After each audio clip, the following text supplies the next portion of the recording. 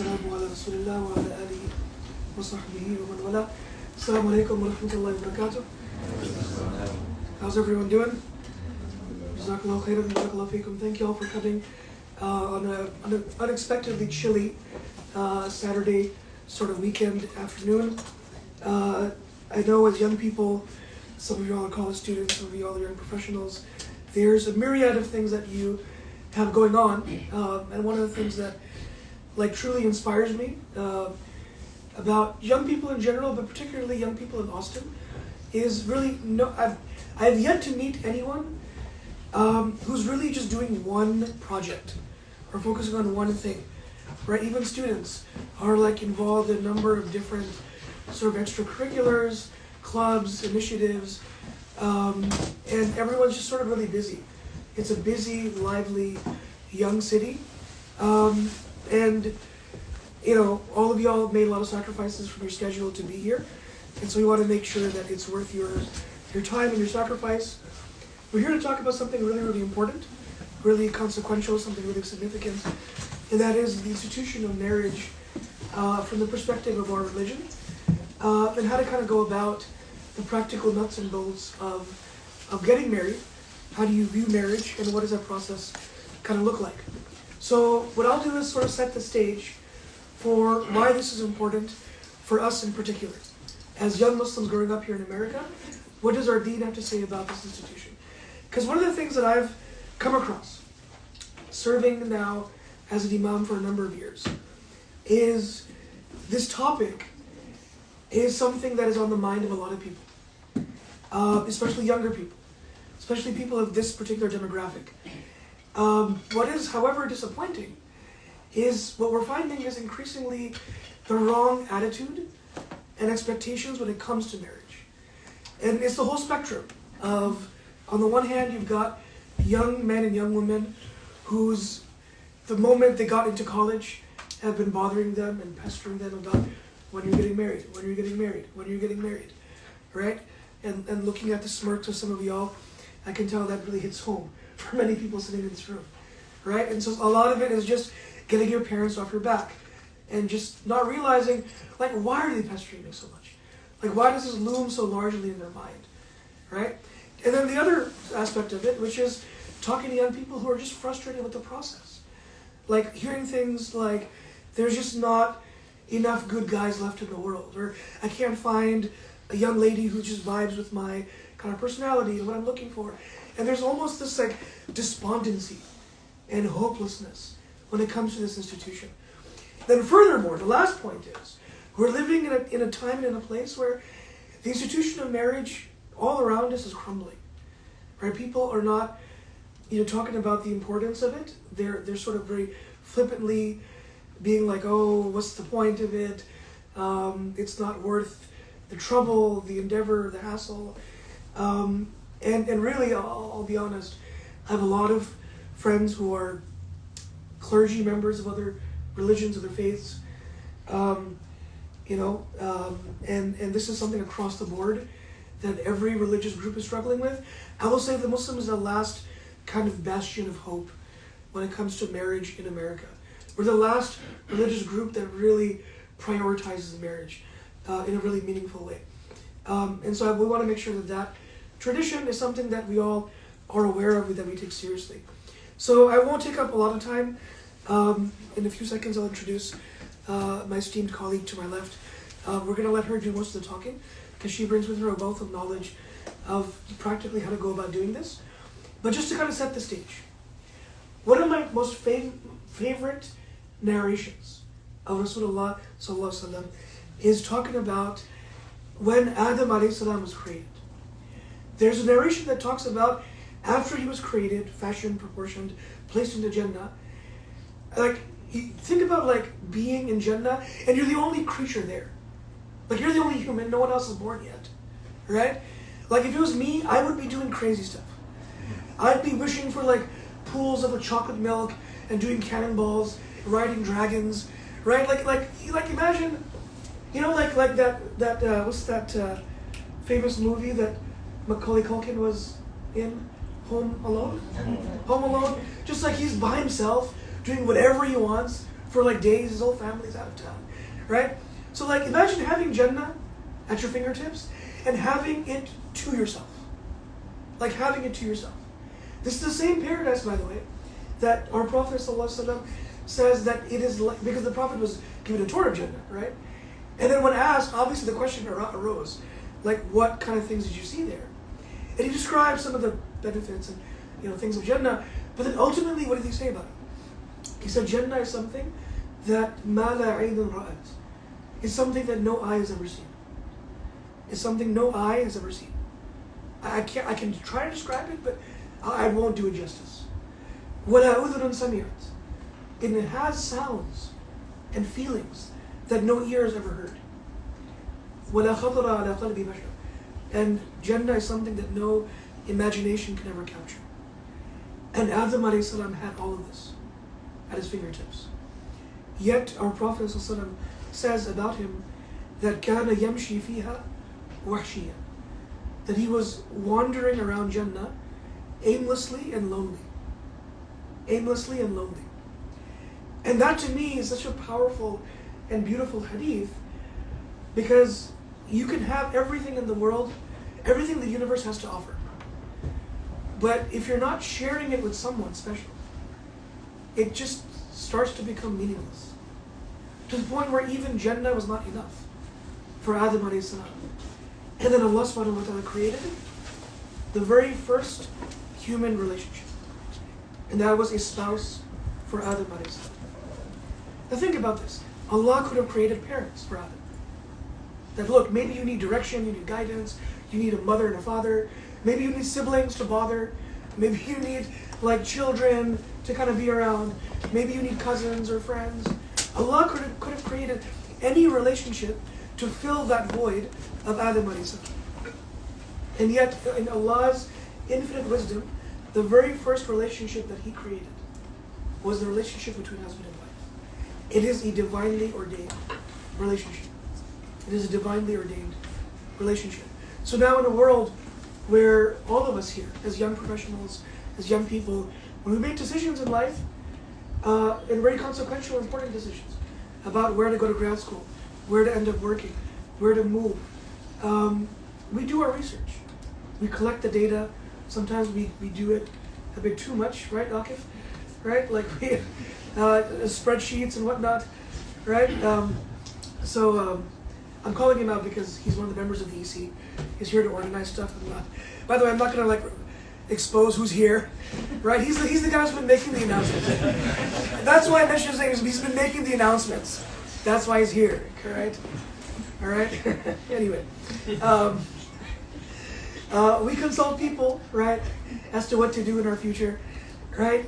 But unfortunately, when it comes to marriage, it got to a point after like 2 years of serving the community, 3 years of serving the community, 4 years, 5 years, and doing work with young professionals, doing work with college students, hearing parents as well, their frustrations, their complaints. It just got to a point where I realized, as a community, it seems that we're not as serious as we should be. To the point where marriage often, in many circles, becomes the butt end of a joke, right? Or it becomes just a point of frustration.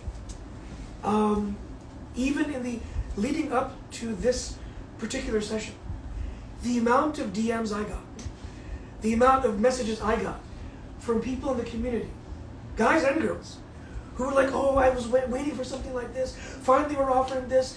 Could you take really good notes for me? Because I'm not gonna come. Why? Because it's awkward. And then someone will come to my office and be like, I really need to get married. I'm like, okay, well, let me introduce you to somebody. Like, yeah, but that's awkward. I'm like, all right, why don't you come to the young professionals thing on Thursday, and then young people come. Why don't you come? It's like, yeah, I'll come. It's awkward. I'm like, well, if every solution, in every endeavor, in every option is awkward for you, then you know what? I'm sorry. Why don't you just keep playing Fortnite in your mother's basement and right? And it goes both ways, by the way. I'm here to make fun of the guy because I'm a guy, but I've heard the same sentiment on both sides. On both sides. This one particular sister, doesn't matter how many times I talk to her, or my wife talks to her, or other sisters talk to her, every proposal that she receives is like, oh, how dare he? How dare you do that? Whether it's a normal proposal through parents, through friends, through the imam, through mutual acquaintances, it's like, oh, ick, I don't want to do that. But I also want to get married. It's like, well, both can't happen, sister. Both can't happen at the same time. So we're here to talk about this endeavor, not just from a religious perspective, but just practically. Practically, how does one go about doing it? What is the right way of doing it? What is the wrong way of doing it? What is the prophetic way of doing it? What is the beautiful way of doing it? So before handing it over, a few points from our Quran and Sunnah, just to set the stage of why we're here. So a few points from the Quran and Sunnah. Number one, our Prophet ﷺ says in a famous authentic narration, إِذَا تَزَوَّجَ الْعَبْدِ, when the human being gets married, فَقَدْ إِسْتَكْمَلَ نِصْفَ الدِّينِ, that this person has now completed half of their faith. Half of their faith.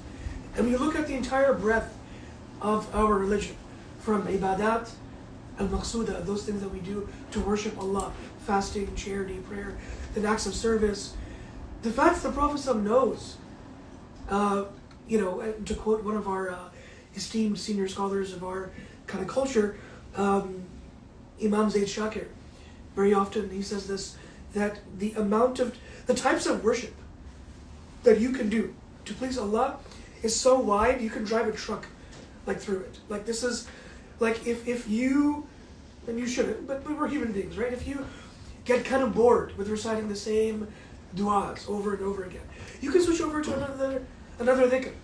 If you get bored of that, you can do charity. If you are so bawling out of your mind that the amount of charity you give will never be enough, the Bill Gates type of person, right? Like if he gave money from now until he died, he still won't exhaust his money. That's how much he has. You can switch over to something else. So given how much ibadah you could do, for him to say, by getting married, you've completed half of this deal. It shows the importance of it. The importance of it. The other thing to note is, all of us here, none of us have to be scholars of Islam to know some salient features about the Prophet ﷺ. We all know that he was a mercy. We all know that he was a mercy to the universe. We know that even when the hudud of Allah were being implemented, he would cry. A man was put to trial for stealing something, his hand was cut, and the Prophet began to cry. He said, Ya Rasulullah, we're doing what the Quran said to do, so why are you crying about it? He said, well, it's still not a desirable thing to see, someone being punished for stealing, right? It's still not desirable. Now, everyone here, I'm sure, is aware of the famous narration of when his son passed away, and he begins to cry. And his own companions ask, what is this? He said, this is a manifestation of my mercy. I'm not a robot. I'm a human being, right? That same merciful Prophet, alayhi salatu wassalam, on one occasion was told of 3 young men who arrive in Medina. They come to Medina and the Prophet ﷺ is not in the masjid at the time. So they start talking to his family members, the wives of Rasulullah ﷺ. And they start inquiring about his sort of daily spiritual regimen. How much does he fast? How much does he pray? And they're being honest, okay, he spends time with us, he spends time with the kids, he spends time with the grandchildren, spends time with the family, he also prays, he also fasts. But they were expecting him to pray and fast a lot more. And so the narration says they thought his schedule was too weak, it was too small. So one of them said, okay, forget what we heard, I'm going to fast every single day without skipping. The other one said, I'm going to pray all night without skipping a night. The third one said, I'm not going to get married. I'm going to keep a celibate life and just worship Allah. The Prophet ﷺ found out about these 3 young men, barged into the masjid, and subhanAllah, when I was learning this narration under my own teachers, one of my close mentors and teachers said, I dare you to scan the entire corpus of hadith literature. Show me one other example of when the Prophet spoke this way to people. He never spoke this way to people because he was a gentle, merciful person. But on this occasion, he walked in and said, I have more taqwa than all of you. Y'all think y'all are religious? I'm more religious than all of you put together. I fear Allah more than you. Everyone was stunned, okay, yeah, we get it. Of course, you're the Prophet of Allah, but you never taught that way. But it was his way of proving in a very demonstrable way to everybody. That this idea of like not wanting to get married, being above it all, not needing companionship, he said, this is not my way. He said, أنا أتزوج النساء. I get married. فَمَنْ رَغِبَ عَنْ سُنَّتي. This is my sunnah. And whoever deviates from that is not from me. فَلَيْسَ مِنِّي. That person is not from me. So the extent to which he seriously,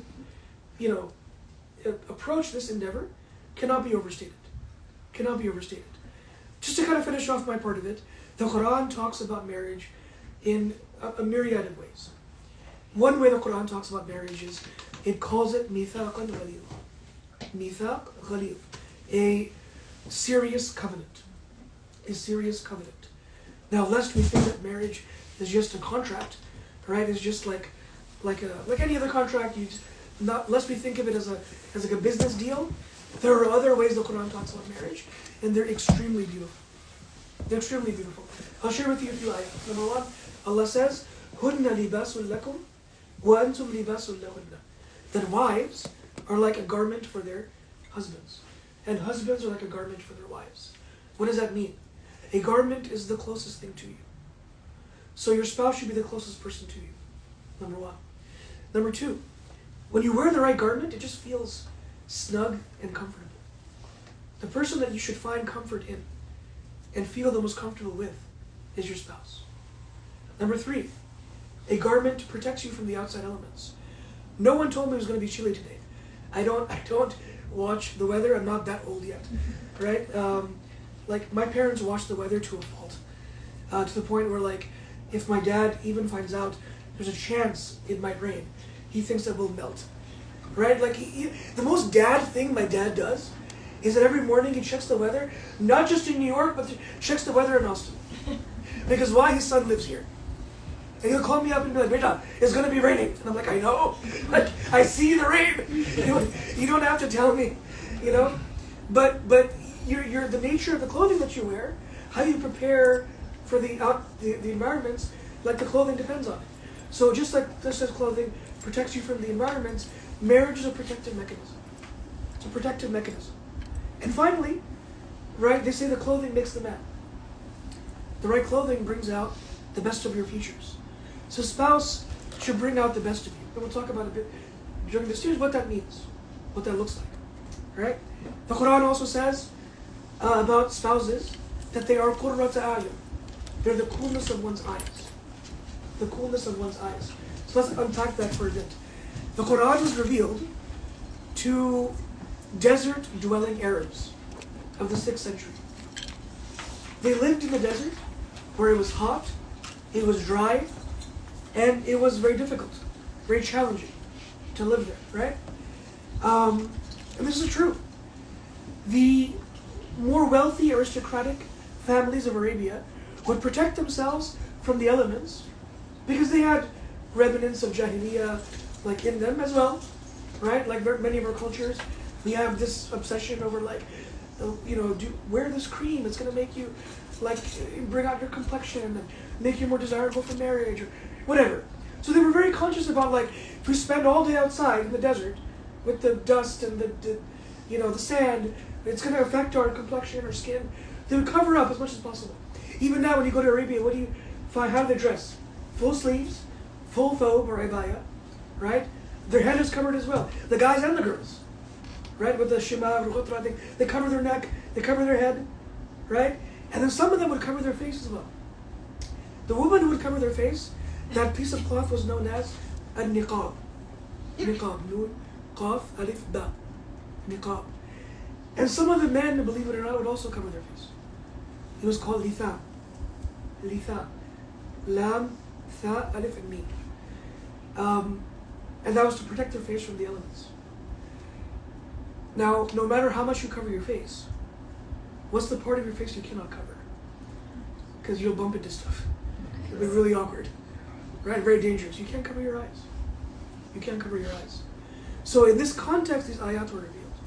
That no matter how much you cover your body, your eyes are constantly exposed to the elements. And so your eyes get drier and drier.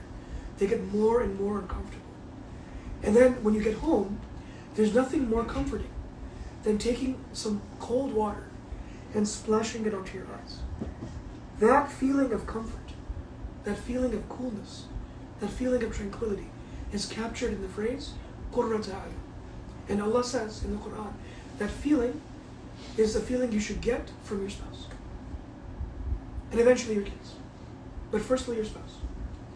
That is how the Quran talks about being married. That's what it should offer you. Right? And finally I'll share with you that the most powerful way that Allah talks about marriage is that it calls marriage a sign of Allah. وَمِنْ آيَاتِهِ أَنْ خَلَقَ لَكُمْ مِنْ أَنفُسِكُمْ أَزْوَاجًا. From among Allah's signs is that He created for you spouses. لِتَسْكُنُوا إِلَيْهَا, so that you may dwell with them in tranquility. وَجَعَلَ بَيْنَكُمْ مَوَدَّةً وَرَحْمَةً, and He has made mercy and love between them.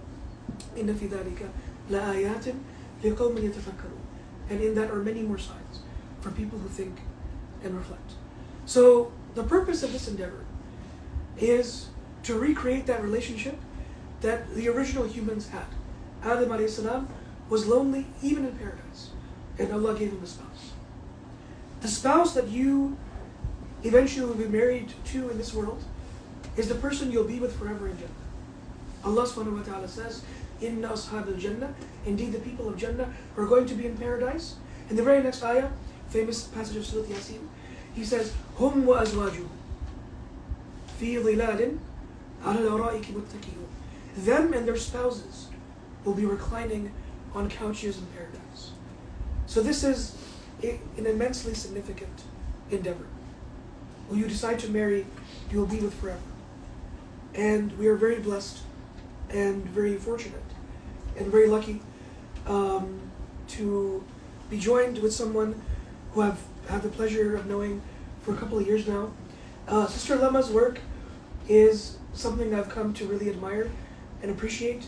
She's a local Austinite that serves and lives here in Austin. She serves as a life coach and counsels a variety of people here in Austin as well as outside of the city. And over the years, she has seen many people throughout this journey and process. From contemplating who to marry, the process of kind of the next kind of best steps, what to do, how to approach this endeavor, and what makes a marriage work, and what makes a marriage break. So she brings with her a wealth of knowledge and experience.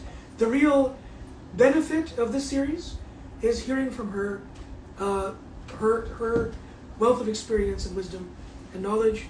So I want to kind of give the floor to her. I'm really excited to be teaching this with you.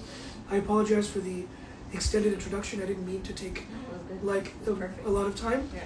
But part of what really excites me about this series is really getting into the nuts and bolts, getting into the weeds of it, the whys and the hows, right? And I'm sure many people in here are right now in the maybe contemplative or pre-contemplative phase of getting married, kind of opening up this door to this endeavor. If you could kind of start us off with, what sort of intentions should a person have before starting this journey? If we're not already making dua for this, we should be. And what should be the attitude be when someone is just starting out and beginning this phase of their life? If you could take it away, we would love to hear from your perspective. Yeah. Bismillah. So, Assalamu alaikum everyone. I am so excited to actually talk about all of this because this is, like Imam said, I do this all week. I talk to people left and right about what they're struggling with, what they're stuck on, and what makes someone just stuck in this apathetic, hopeless, drained attitude when it comes to marriage, and how to just switch and shift onto like a more empowering way of living life so that you actually attract the person that you want. The main intention of all of this whole class, this whole life really, is to create a God-centered relationship, a marriage, where you do feel that peace, where you do feel that tranquility that is mentioned in the Quran. And we're not really taught how to get there. We're just taught, like, okay, when you grow up, no talking to boys, no talking to girls, and then all of a sudden, bam, now it's time to talk. And it's like the most awkward thing ever. No one knows what they're doing. They're just like throwing spaghetti on the walls, hoping something sticks. And there's no direction. And so a little story time, when I was in college, like I would say this is 10 years ago now, I was a freshman. I would see left and right and observe my friends how some of them would get into, they like someone, it's cute, they get into a relationship, they're like, okay, yeah, like, we're gonna get married, and then all of a sudden there's so much drama and it ends abruptly and so much heartbreak. Yeah. And then on the other hand, there's people who are just avoiding this whole thing because it's just so scary and terrifying, and like, I don't even want to talk to a boy because like haram kind of thing, right? So there's a whole spectrum of what's happening here.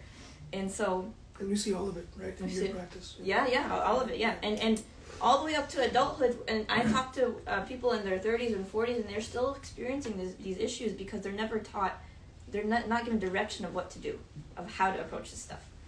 So I remember, back in college, I would, if someone approached me and wanted to talk to me, I would literally just shut it out and be like, no, I don't know what to do, because out of fear, right? And I was more on the avoiding, like, just even getting into it. And then there was other people who would just like, anyone who even throws them like an inch of an attention, they're like, yes, I'm in. And then they would just like be in a relationship, and it's like they're in it for the wrong intentions, right? So most of this work, what is absolutely like necessary is learning how to understand who you are as the very first step. Understanding who you are, understanding your ego in and out. What are you actually looking for? Where are we going with this? Why do you want to get married? Like, we understand the Islamic aspect, but like internally, what are your reasons for coming up of why you want to get married? And a lot of us are not surrounded by good examples of what a marriage is, and that creates a story in our head of what it's supposed to look like, or what is okay and what's tolerated. But we don't actually go out of our way to intentionally create the marriage that we want. And what that looks like now, if you think of this, like what your thoughts of marriage are right now, like what is it to you? Is it complicated? Is it hard? Is it like a mess? Is it chaotic? And usually we get these examples from our parents or what we've seen around us. And if you've been blessed with parents who have a good marriage, alhamdulillah, you're more into the secure aspect of like understanding marriage. But some of us grew up with a lot of like really toxic relationships, like with when their parents, and abusive relationships, and so they inherit that subconsciously. And when you don't work on that part of yourself, you will project that onto the other person, which creates the opposite of tranquility. And that is exactly what I when someone does come to me and they're having a lot of problems with their marriage, not knowing how to communicate, not knowing how to all these things, it's because they haven't created the safety they need within themselves of like, it's okay for me to express myself. It's okay for me to show love, to show all these things. And so it creates a lot of conflict. Okay, so the intention, first and foremost, we have to build the life that you want. And what does that look like for you? So right now, we're just told, okay, yeah, I want to get married, and you're in college right now. And if you like someone, what do you do? Like, where do we start from there, right? So the way this whole process works, a kind of an overview spiritually, Allah has destined someone for you. He has written one person for you. Where, when, I don't know. We don't know. So every person you meet is either going to be your person or somebody else's spouse. And our job is to make sure we're not wasting time on someone else's spouse. Right? So,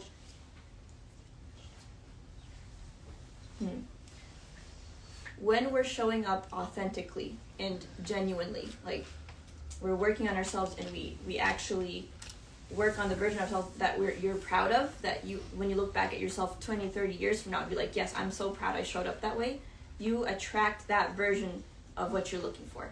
So I'll give you an example. First, we start off with, okay, what is the story I'm telling myself about myself?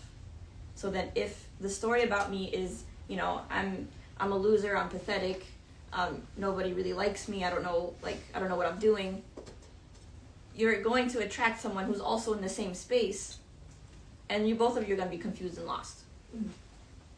Right?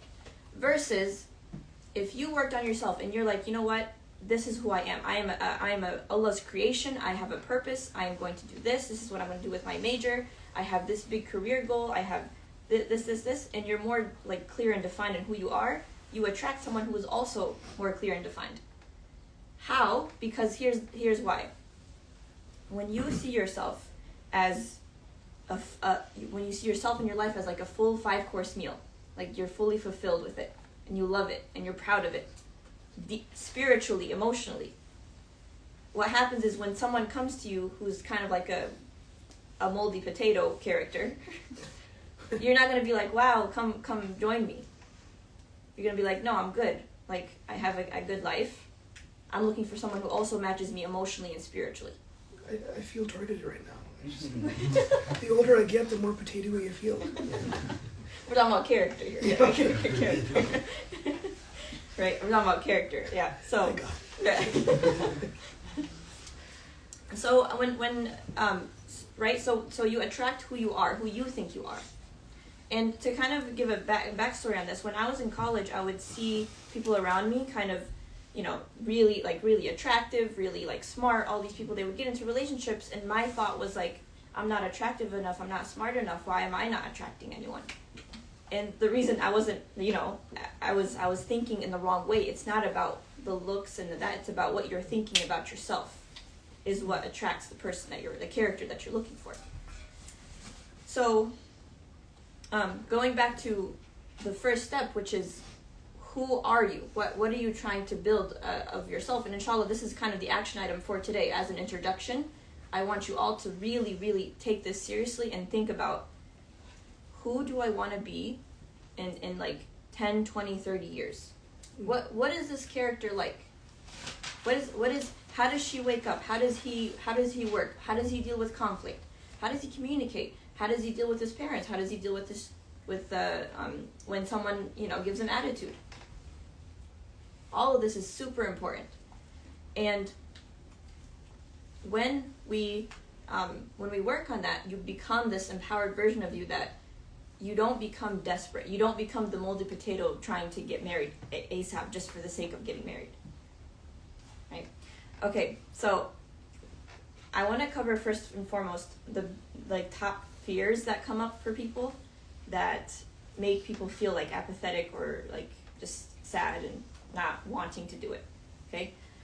First one is, I don't know if someone's written for me. So, how do we know if someone's written for us?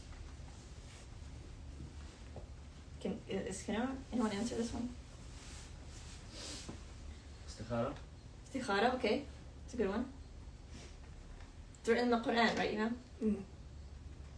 What's your thoughts on that? Is someone written for us or what? Absolutely. The Quran does talk about there are generic ayat وَخَلَقْنَاكُمْ أَزْوَاجًا that we created you all in pairs. And there's a number of different interpretations of this. One of them, the obvious one, being that Allah has written a spouse for every individual. And to the point where some scholars even grappled with this and said, well, how then do you explain the amount of people that live life without a partner, without a spouse, right?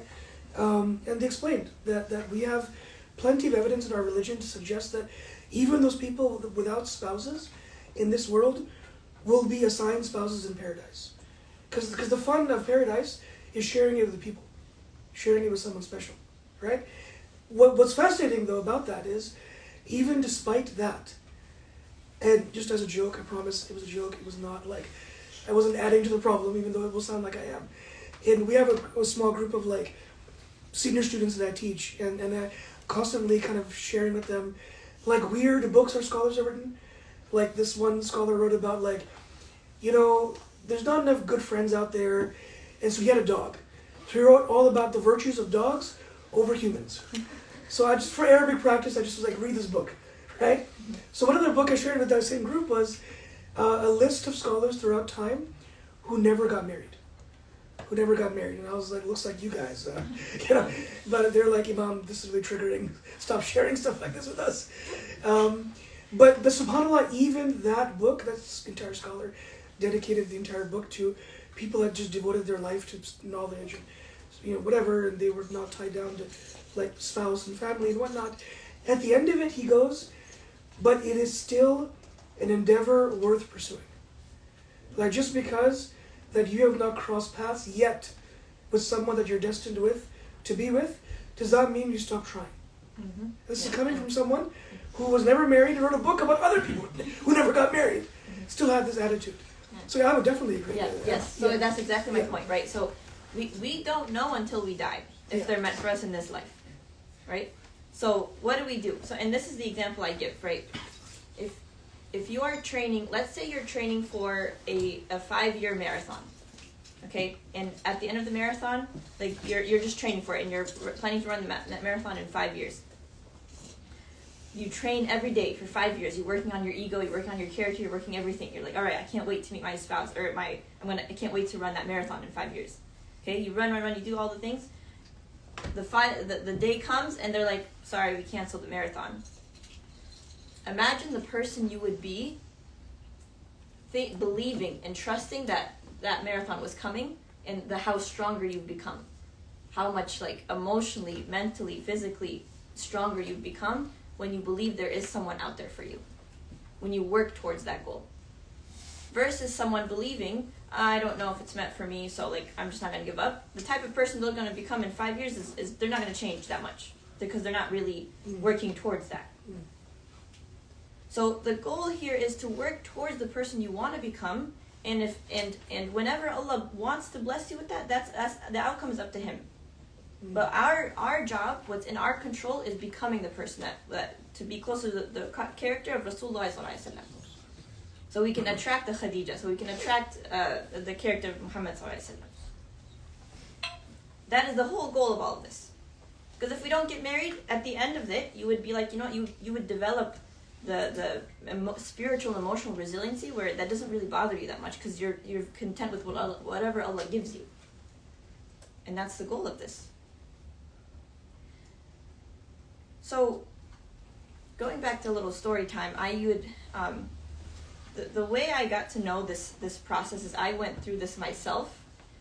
I went through a very miserable time on my own time, and I at one point I was like, you know what? I am so frustrated with this. Like, I don't know what I'm doing wrong. Let me figure it out. So I would observe, what are my habits that are causing me to feel anxious? What are my habits that are causing me to feel afraid? How do I want to show up the next time I talk to someone? What am I actually looking for?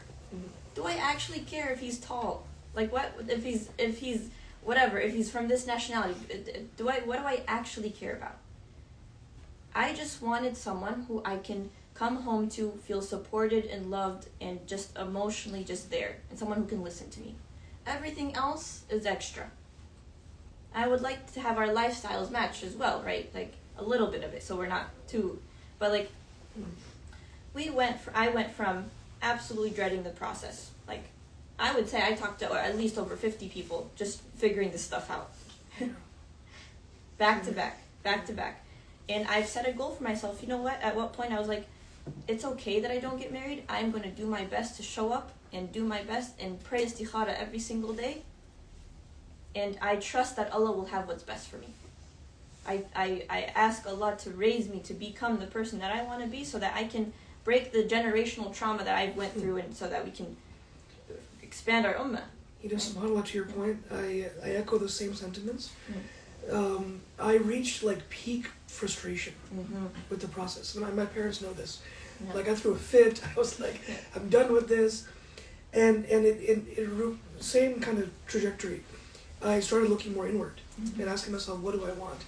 What am I looking to gain from this process? And the moment I shifted my mentality, like, I found my spouse. Exactly. And it's not that will happen like this way with everybody, but to me, it was a sign from Allah that I was waiting for this shift in your mentality to bless you with this thing. Because before you shifted, you weren't ready for it. Yeah. And subhanAllah, what kind of monster I probably would have been had I married my spouse in those other kind of versions of myself. The wrong headspace, the wrong mentality, right? And I think talking to young people who are married, there's so many of these stories. So many of these stories where you reached peak frustration, then it caused you to kind of look inward, and you made some rearrangements about what your priorities are. You kind of took it more seriously. You did a deeper dive into what marriage means in Islam, and subhanAllah, as almost as like a divine kind of reward for that effort, Allah places someone in your life in a moment where you least expected it. Yes, yeah. And that skill that you have now, that like kind of this submission and looking outward, is exactly what you need to be in a healthy marriage. Yeah. To have the patience with dealing with another human, to deal to all this, like, you need that submission and that looking inward that he was talking about. And I had the same experience. I promise you, like, there was a week where I was like, Ya Allah, I am extremely done. I'm done. I'm beyond done. I don't care anymore. But what I do care about, Ya Allah, is if you want me to get married, I will. And if you don't, then I'm fine with that too. Like, complete rida. Like, complete submission. And subhanAllah, I met my husband the next week. It was crazy. I had no evidence of where he would come from. It's just out of nowhere. Like, they literally say, you meet them out of nowhere. It's not like you're planned and you have, like, it's just Allah sends them to you when He sees you're right and ready and fit for a marriage. SubhanAllah. Yeah. And so that's why, like, it's when Allah talks about, you know, like, the tranquility of a marriage and all of this, it takes one person to start a fight, and it takes one person to keep the peace. So like for example, like, it takes two people to fight, it takes one person to just stop that fight. So if one of you have worked on your ego, and you're kind of woke, and you see yourself and you see what's happening and you see the triggers, when you notice something happening, you're like, what's actually, like, you take the time to stop it and create that safety for your spouse. And with time, that's how you build the tranquility. You know, sometimes, especially in the first year of marriage, it was pretty hard for me because I had to adjust expectations and all of that. But if I hadn't have the skills I developed throughout the process of getting to find a spouse, it would have been much more miserable. And I see it with people who have not done any work before marriage. They get into it, they have this mentality that, like, if they don't have what they want, then something's wrong, and they don't have, like, just the maturity, the spiritual maturity, maybe is the word, the spiritual and emotional maturity to deal with another ego, another human. And that's the whole, like, reason of doing this, right? So and also one thing that I wanted to mention, the half of your deen, and I learned this from Abdurrahman Murphy from Qalam, but he said, what is actually half of your deen? It means when you are in a marriage, they bring out the parts of you that needs to be worked on, that creates you to be more patient, creates you to be more merciful. You have to have, like, 1,000x everything, every characteristic that you need to be in a healthy marriage. So that's what completes half of your deen, because you're so, you have to literally, you get transformed when you're in a relationship, and before that as well. So, and then I hear sometimes, well, like, some people get married and they don't have to do all this headache. And I'm like, okay, they do get married, and you don't see behind the scenes of what happens, of how much they struggle, how many divorces happen. And sometimes, you know, it does work out, but it's not the optimal tranquility that they're looking for. It's just kind of more of tolerating each other. And when you don't see this process as a growth process, you don't see it as like, how can I, when you're not centering God, when you're not centering, like, growth and God and all of that, you lose the plot of marriage. Like, where are you going? So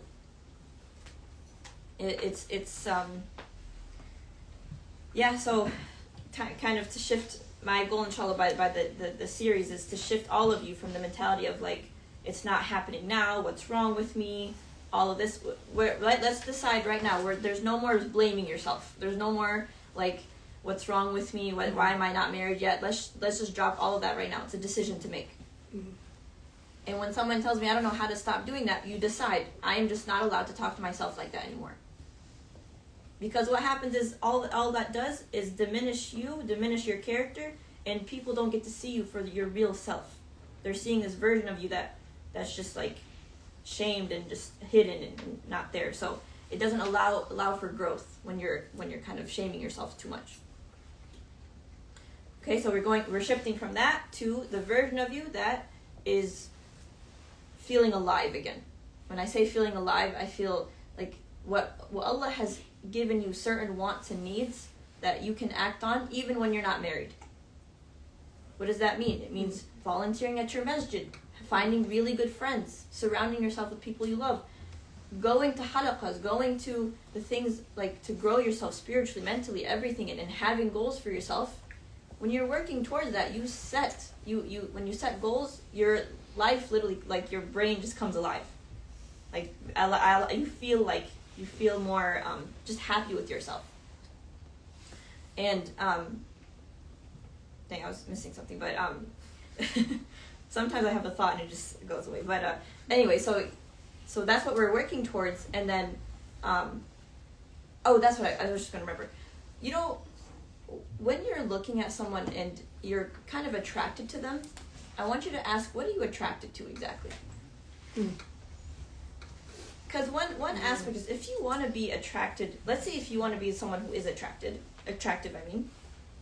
there's a difference between someone who loves their life, who is doing everything they can that Allah has given them, and they're like utilizing every blessing that they have, and going out there and they're happy and people look at them and they have so many friends, versus someone who is in the attitude of, no one loves me, what's wrong with me, like, why am I like this? Which one's more attractive? Which one do you want to be with? That's the version you want to be. The version of something. Do you even like yourself? Do you like your life? Do you like yourself? Right? Because when you are that version, it becomes, you have more of the goggles to see that in other people as well. And another thing, actually, that I pointed out, that example of the girl who just says no to everything. When you easily cancel yourself and you're not living the life you want, you do that to other people as well. What I mean by that is there's no flexibility. It's very rigid. Like, this is how it's supposed to be, and you're just not satisfied with yourself, and you kind of project that onto other people, and you're not satisfied with anyone else as well. Does that make sense? Yeah. I want to make sure that's a clear thing, and because when you don't build the mercy and the compassion you have towards yourself as you're growing, you make mistakes, all that, you won't know how to do that with other people. Because you're in your mind, you're just like, what's wrong with me? Why am I like this? And just literally being so rude to yourself, you're going to project that onto other people. Like, let's not play here. Like, and you know that because if you know people who are easily like just rigid and just like all or nothing, black and white thinking, that's how they think about themselves. So we got to work on ourselves to be someone who's more flexible, more growth mindset wise.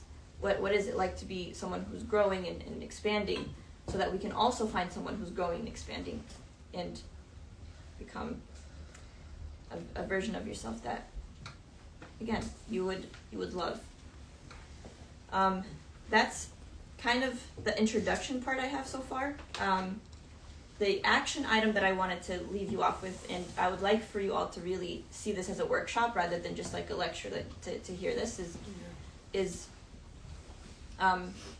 when you're really, like, I remember the moments where I felt really frustrated, and I hired a coach to help me through this, but she told me just write out the story of who you want to be. Okay? There's a version of you right now in your head of who you are now, and it's just thoughts. It's not real. We can work towards the story that you want to be. So what is this, and even if it feels unrealistic, just write it out. What is this version of her? What is he like? He is someone who goes out of his way to help his parents. He like works really hard in this division. And what is this character like? I wrote like 5 pages on this, of like literally write the story of what it's like to be that person, your dream person. Write that about yourself. Who do you have to become to attract your dream girl or your dream man? And as you work towards it, a lot of stuff is going to come up for you that's going to make it feel impossible. And every time you overcome that obstacle, you become mentally stronger. You become mentally just like, I can handle anything. I can set goals and I can handle anything. And that skill will help you tremendously when it comes to marriage. And that's what we're training for. We're training to get married and be that person that is the coolness of our eyes, the one that can handle whatever comes up. And it's possible for everyone. And if your brain is telling you, yeah, not me, I'm not this enough, I'm not that enough, that is shaitan. Everyone here is destined to get married if you try. The ones who don't get married, let me tell you why they don't get married. They either give up, they're too exhausted and from the trauma they experienced, so they don't want to work on it. Or they're just like, I'm good, like, I'm just where I'm at, I'm fine where I'm at. And they don't want to anymore. And because, like we said, how do we know if it's written for you? If you're alive and Allah has given you life, you don't know if it's written for you until you die. So we have to answer that voice in our head that keeps saying, I don't know if it's written for me, or I don't know if I'm good enough for marriage, or if anyone will actually like me. You work on liking yourself, liking your life, and then eventually the right person will come. And it's not gonna be clear, like you're not gonna have evidence of, oh, my person's coming soon. You're not gonna know. You're just gonna keep working on it until it comes, and that develops the spiritual, emotional, everything maturity that you need to be ready for that. So that's the assignment for today. Work on what's the story of who you want to be, and get as detailed as you can. And try to set goals of what does that actually look like. Because right now, what you see right now is not who you are. It's just a phase. Think of yourself. Well, who do I want to be in 10 years? What do I want to be in 20 years? And work backwards from there. When I was in college, I never would have thought I would be married at this point, like in this phase, and what? No clue. So what's possible is what you work towards. And I did this work 5 years ago. I remember the night I was so frustrated. I was like, I set aside some time to just write out, this is not, I want to become someone different. I am tired of being heartbroken left and right, and I just want to create I want to be someone who's resilient. I want to be someone who's brilliant at managing problems and problem solving and all that. What does it take for me to get there? And you do that, and you decide that this is your goal, and you work on that. And then once we get there, inshallah, next steps we'll talk about. Once you find someone you like, we'll go from there. But that's maybe next week. Maybe. Yeah. This was a really awesome introduction. We're really heartened and motivated and inspired by the turnout, actually. So the future classes might actually be held downstairs in the musalla, just given the volume of people that are on both sides of the room. And it speaks to just, the nature of this issue in the community. Everyone's wanting to improve themselves and talk about it and find their spiritual other half. May Allah make everyone successful in this endeavor. May Allah allow us the ability to work on the action items that were shared today and become the best versions of ourselves that we are meant to become, and put trust in Allah subhanahu wa ta'ala. And as a result of this process, come closer to Him. I will share more about this, inshallah, in subsequent sessions, about next practical steps and sort of what elements of a relationship are important to keep in mind. One kind of example that I often give people, like in my office hours, is I think of it like a triangle, right? Where like the top of the triangle is Allah, and then the two spouses are on both sides of the triangle. So the closer both of you come to Allah, the closer both of you are to each other as well. And the further you get from Allah, the further you get from each other. That's a good one. All right? So really just the main takeaways from this introductory session is, number one, that marriage is an ibadah. Marriage is an act of worship. And with any act of worship, like from the practical kind of legal fiqh side of it, and forgive me, that's the part I specialize in, so I'll sort of mention that first. The base ruling of marriage is that it is sunnah mu'akkada. It is an emphasized practice of Rasulullah sallallahu alaihi wasallam. That is the base ruling of marriage. However, it's a unique endeavor in that it actually takes on different rulings depending on who is actually enacting the action. So depending on who you are, there may be a different ruling for you.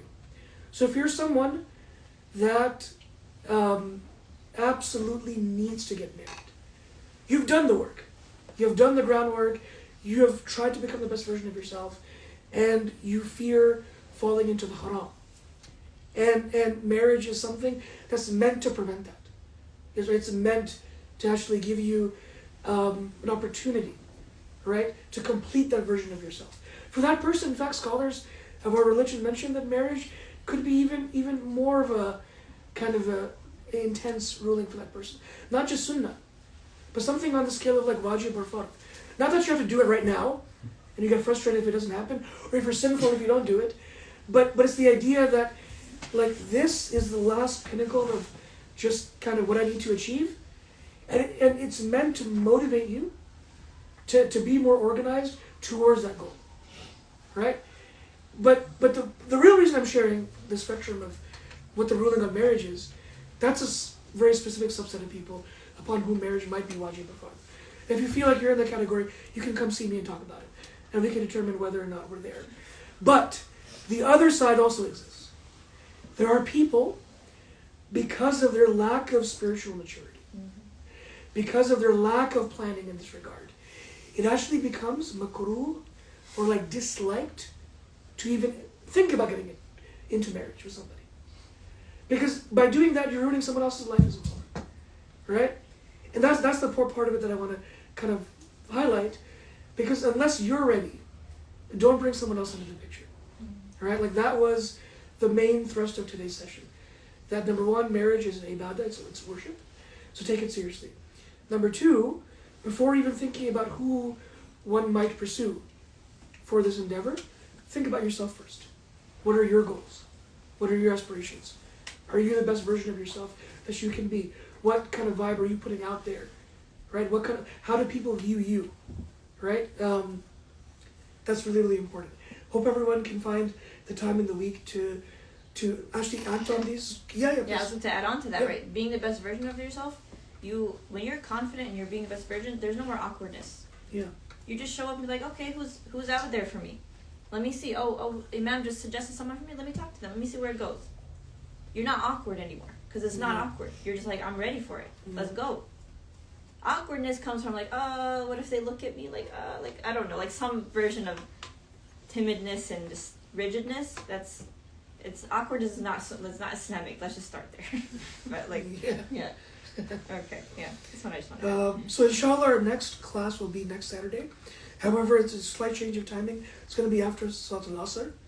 So Asr is pretty at 4:30, so it'll be after Asr. We're just trying to accommodate. We have different things we're doing over the weekend, so just, I think for next week only, right? And then further, subsequent. So moving forward, inshallah. So today was after Dhuhr. Subsequent sessions will be over the weekends, after Salat al-Asr. And again, we may be holding it downstairs in the future just because, mashallah, y'all are packed out both sides of this room, which is really nice to see. We encourage y'all to tell your friends about this. It's beneficial. Bring your friends. Yeah, it's beneficial no matter where you are on the journey. In fact, I spoke to like a number of married couples that wanted to come here as well. Because, again, part of what we're talking about is the rights and responsibilities of marriage. So no matter where you are in the spectrum of like you're contemplating this or starting the journey of talking to someone, or whether you are talking to somebody, or you're in marriage and you want to kind of further enhance that, I think this is beneficial for everybody.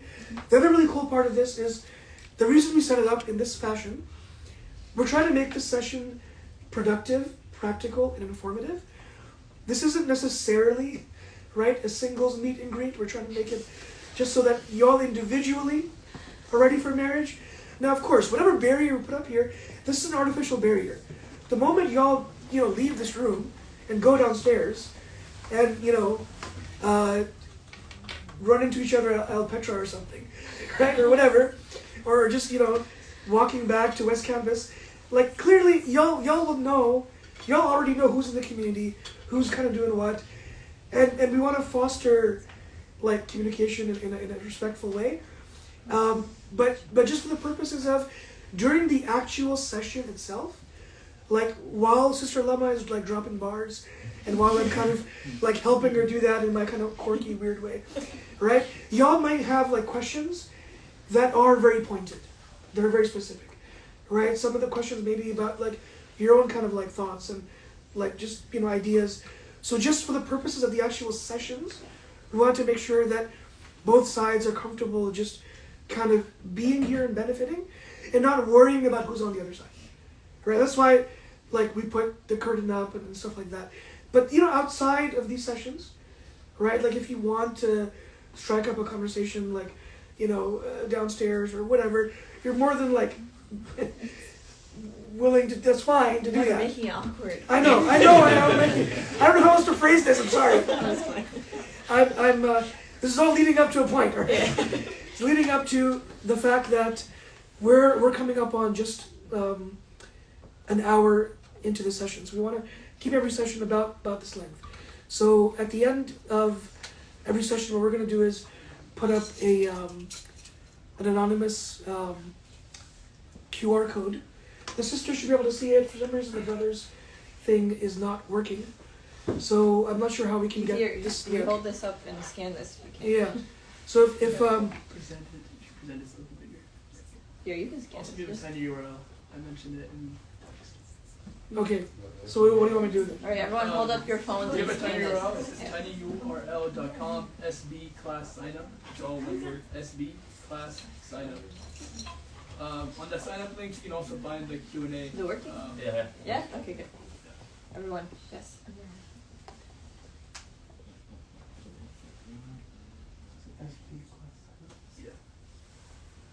Yeah, tinyurl.com/SB class sign up.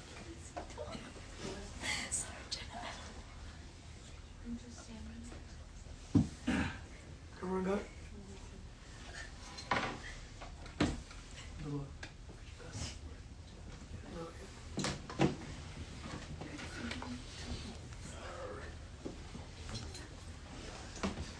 Alrighty, we already have one, so this is awesome. Q&A is my favorite part. So. Yeah. Okay, and they're rolling in. Very good. All right, good. Okay. So number one is, what if I know what I want in a spouse and have someone in mind that I'm fully committed to, but I'm anxious about talking to my parents because of their expectations of a spouse, and they're different than my expectations in terms of background and culture. Mhm. Yep. That's a problem. I guess I want to hear your thoughts first because I have an answer, but I just want to hear your thoughts first. Yeah, I think we do. Experienced it a lot. That's one thing. No. We do. A few thoughts. I have a few thoughts about this. Number one is that as a young person, you, according to our Sharia, what is required of you is to be respectful to your parents, right? To be respectful of them. But that doesn't mean that you have to agree with their conclusions in every endeavor of life, right? Like inevitably you may have different priorities than them. You may have a different outlook in life than them. So you have the right to convince them. You have the right to convince them as long as you're being respectful. The advice I would give to any young person whose expectations for marriage is different than their parents' expectations for marriage is, well, first of all, that really should have been communicated before you found somebody. But now that we find ourselves in this situation, right, we have to kind of make do with what we have.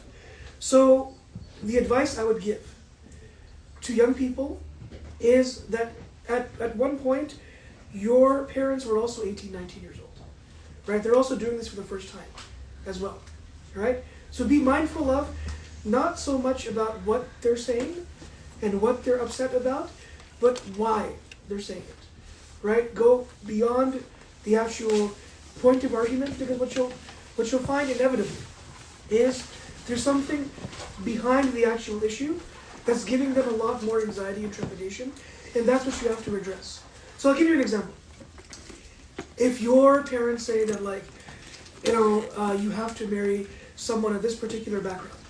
If you don't, then, it's over my dead body, and you're dead to me if, like, you end up pursuing marriage with this person because they're of a different culture, of a different background, of a different this, that, or the other, right? And the knee-jerk reaction for a lot of young people at that moment will be to do what? If someone is of a different background, let's say, like one is, Arab or Desi, and then your potential spouse is like African American or whatever, right? So what are you going to do? You're going to give your Martin Luther King Jr. speech. That I have a dream that one day this poor Desi kid can marry the black woman of her like this, right? Like you're gonna give that like astaghfirullah, mama, baba, like you raised me not to be racist, and now we live in such a multicultural environment. I can't believe you're saying all this. Your guys are so racist. And what you're missing though in that entire thing is, oh dear, the questions of exponentially. Yes. So I'll keep it short now. Whatever. What you're missing in that endeavor is in that moment, your parents, believe it or not, are actually not. It's not likely that they're being racist. They may be racist in their like regular life, all right? They may be racist in their regular life, but in that moment when they're refusing that potential spouse, in Urdu we call it rishta, right? That potential person that you're talking to, what they're actually telling you, but they don't have the words to say it, is that this person you've chosen comes from a background and culture and language that we are unfamiliar with. And we are scared of not having a relationship with your spouse. And as is the case with most young people, when you get married, you're going to spend a lot more time with them. And you're going to build memories with them. You're going to move away. And then we can't relate to your spouse. And what will that eventually lead to? We fear ultimately losing you. So, a lot of young people get into like really ridiculous conversations about like, oh, I know that like all the newspapers are shutting down and my potential spouse is a news reporter, and like the dad will come and be like, the New York Times is stupid and they're Zionist and they're this and that and Rupert Murdoch is selling all of his, but you're not trying to marry Rupert Murdoch, nor his son, right? Or his daughter. And so you get into these like loops of ridiculous situations where you end up talking about things. Go ahead, keep going. Sorry, I'm okay. You end up talking about things that have nothing to do with your particular situation. So I would encourage people to really have that honest conversation about what is it about this potential partnership that's really bothering you, and get to the root of that, and address that. Yeah. Whatever you have. Yeah, I just to add on really quick. It's really helpful to not be attached to the outcome. When you talk to someone, as soon as you're attached, it gets so much more heavier than it is. Like versus like, like introducing them and saying, okay, what do my parents think? But if they say no, and it's not the end of the world. Like attachment, we have to learn how to detach from the outcome. And the way to do that, we will talk inshallah in the future, but it is more focusing on like trusting that whatever happens will be okay.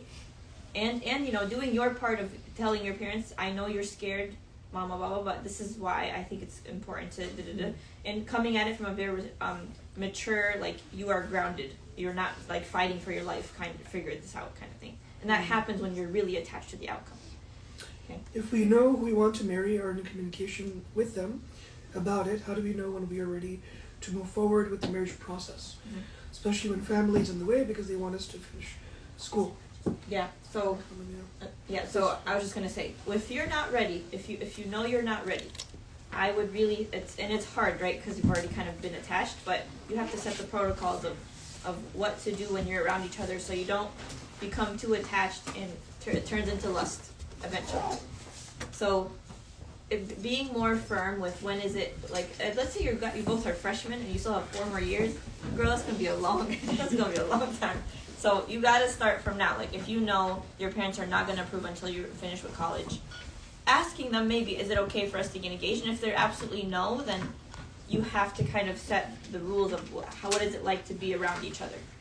And I know we're not ready, but like even avoiding talking to each other or whatever it is. I know this is hard to hear, but trust me, I've seen too many examples where they kind of fall into this trap. Well, okay, we'll just like be dating and like being in a relationship until we're done. But it kind of, when you're not married, there are a lot of difficulties that come up that when you're not married, you can just like break the whole thing. And it's just an intense heartbreak when you're in a haram relationship. Mm. So it helps to, yes, I like you and I want to marry you, but let's see how we can figure this out. Like, I will wait for you until, college, and then keep our distance, keep our boundaries until then. And, it would help to bring the parents and get them involved, but it's a tricky one. It is a case-by-case basis as well, but yeah. What do you think? Yeah. What's your thoughts? Yeah, I think it's important to take stock of where you are in this process and journey.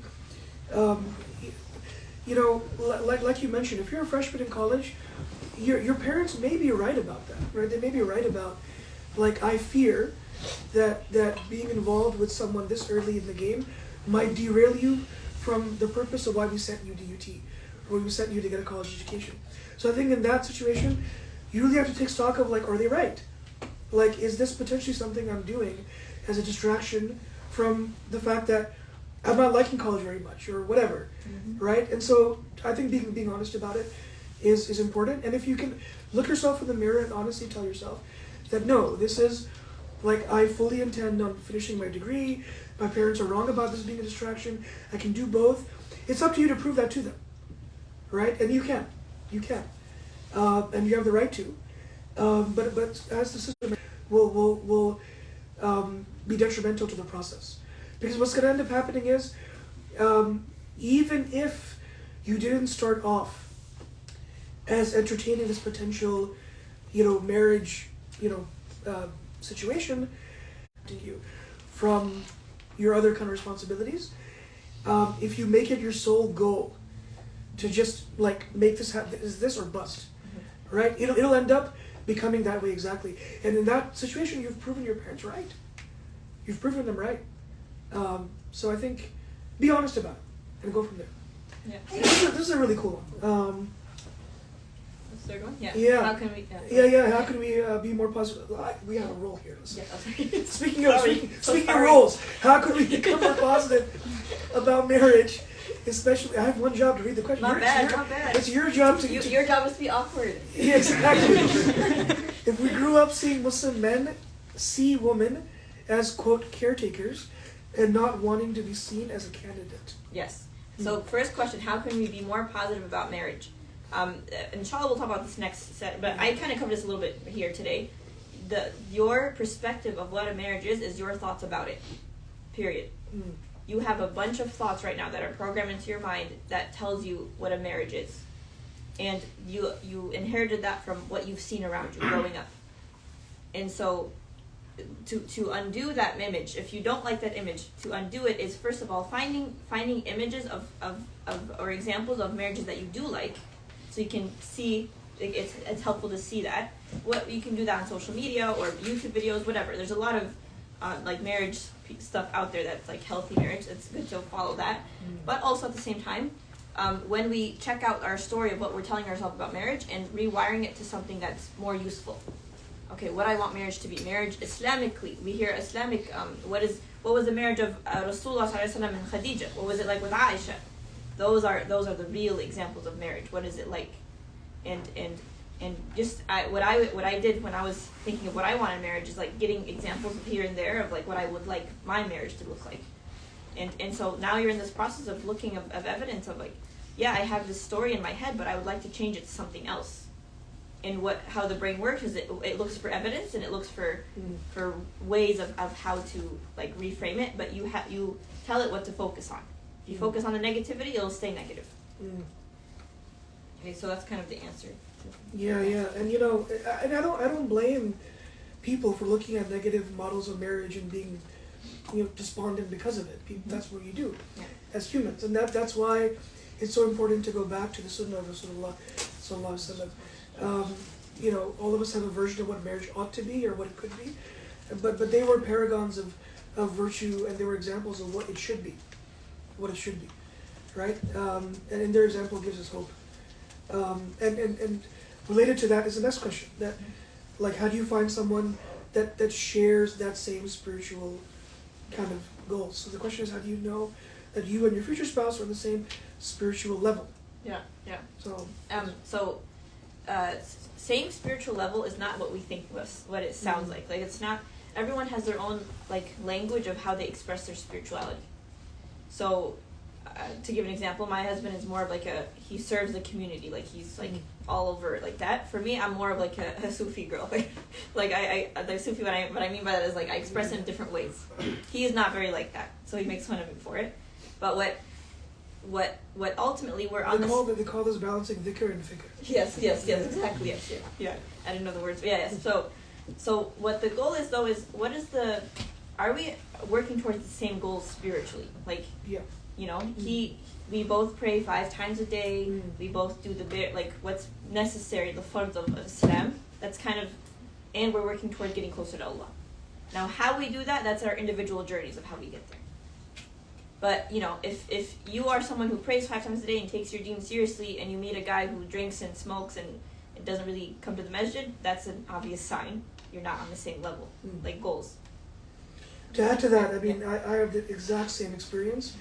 Not to say that we're the only two models of like marriage, but just I often talk about this with the guys when we talk about marriage and stuff. When you look at, similar to Sister Lama and her husband, me and my wife, we could not be any more different when it comes to like this aspect of it, where like I've dedicated my life to like attempting to understand and study the religion and teaching it to others. By contrast, my wife has like an elementary school level Sunday school level education of Islam, right? She knows that we need to pray, fast, and be good to people. That's literally it. She's, in fact, there's been moments where she's been scared to come to the community because people assume you're the wife of the imam. So they ask her fiqh questions and other questions, and she's like, I have no idea. My wife, and then she has no problem with me sharing this, by the way. She struggles with even like tajweed of the Quran, like reciting the Quran, like doesn't know a lick of Arabic, and her husband does this work for a living, right? So we could not be any more different in that regard, but at the same time we're spiritually aligned. We're spiritually aligned. We're on one page when it comes to the trajectory, the direction we want to take our life in. We're on one page when it comes to how we want to raise our kid. We're on one page about what kind of values we want to instill in them.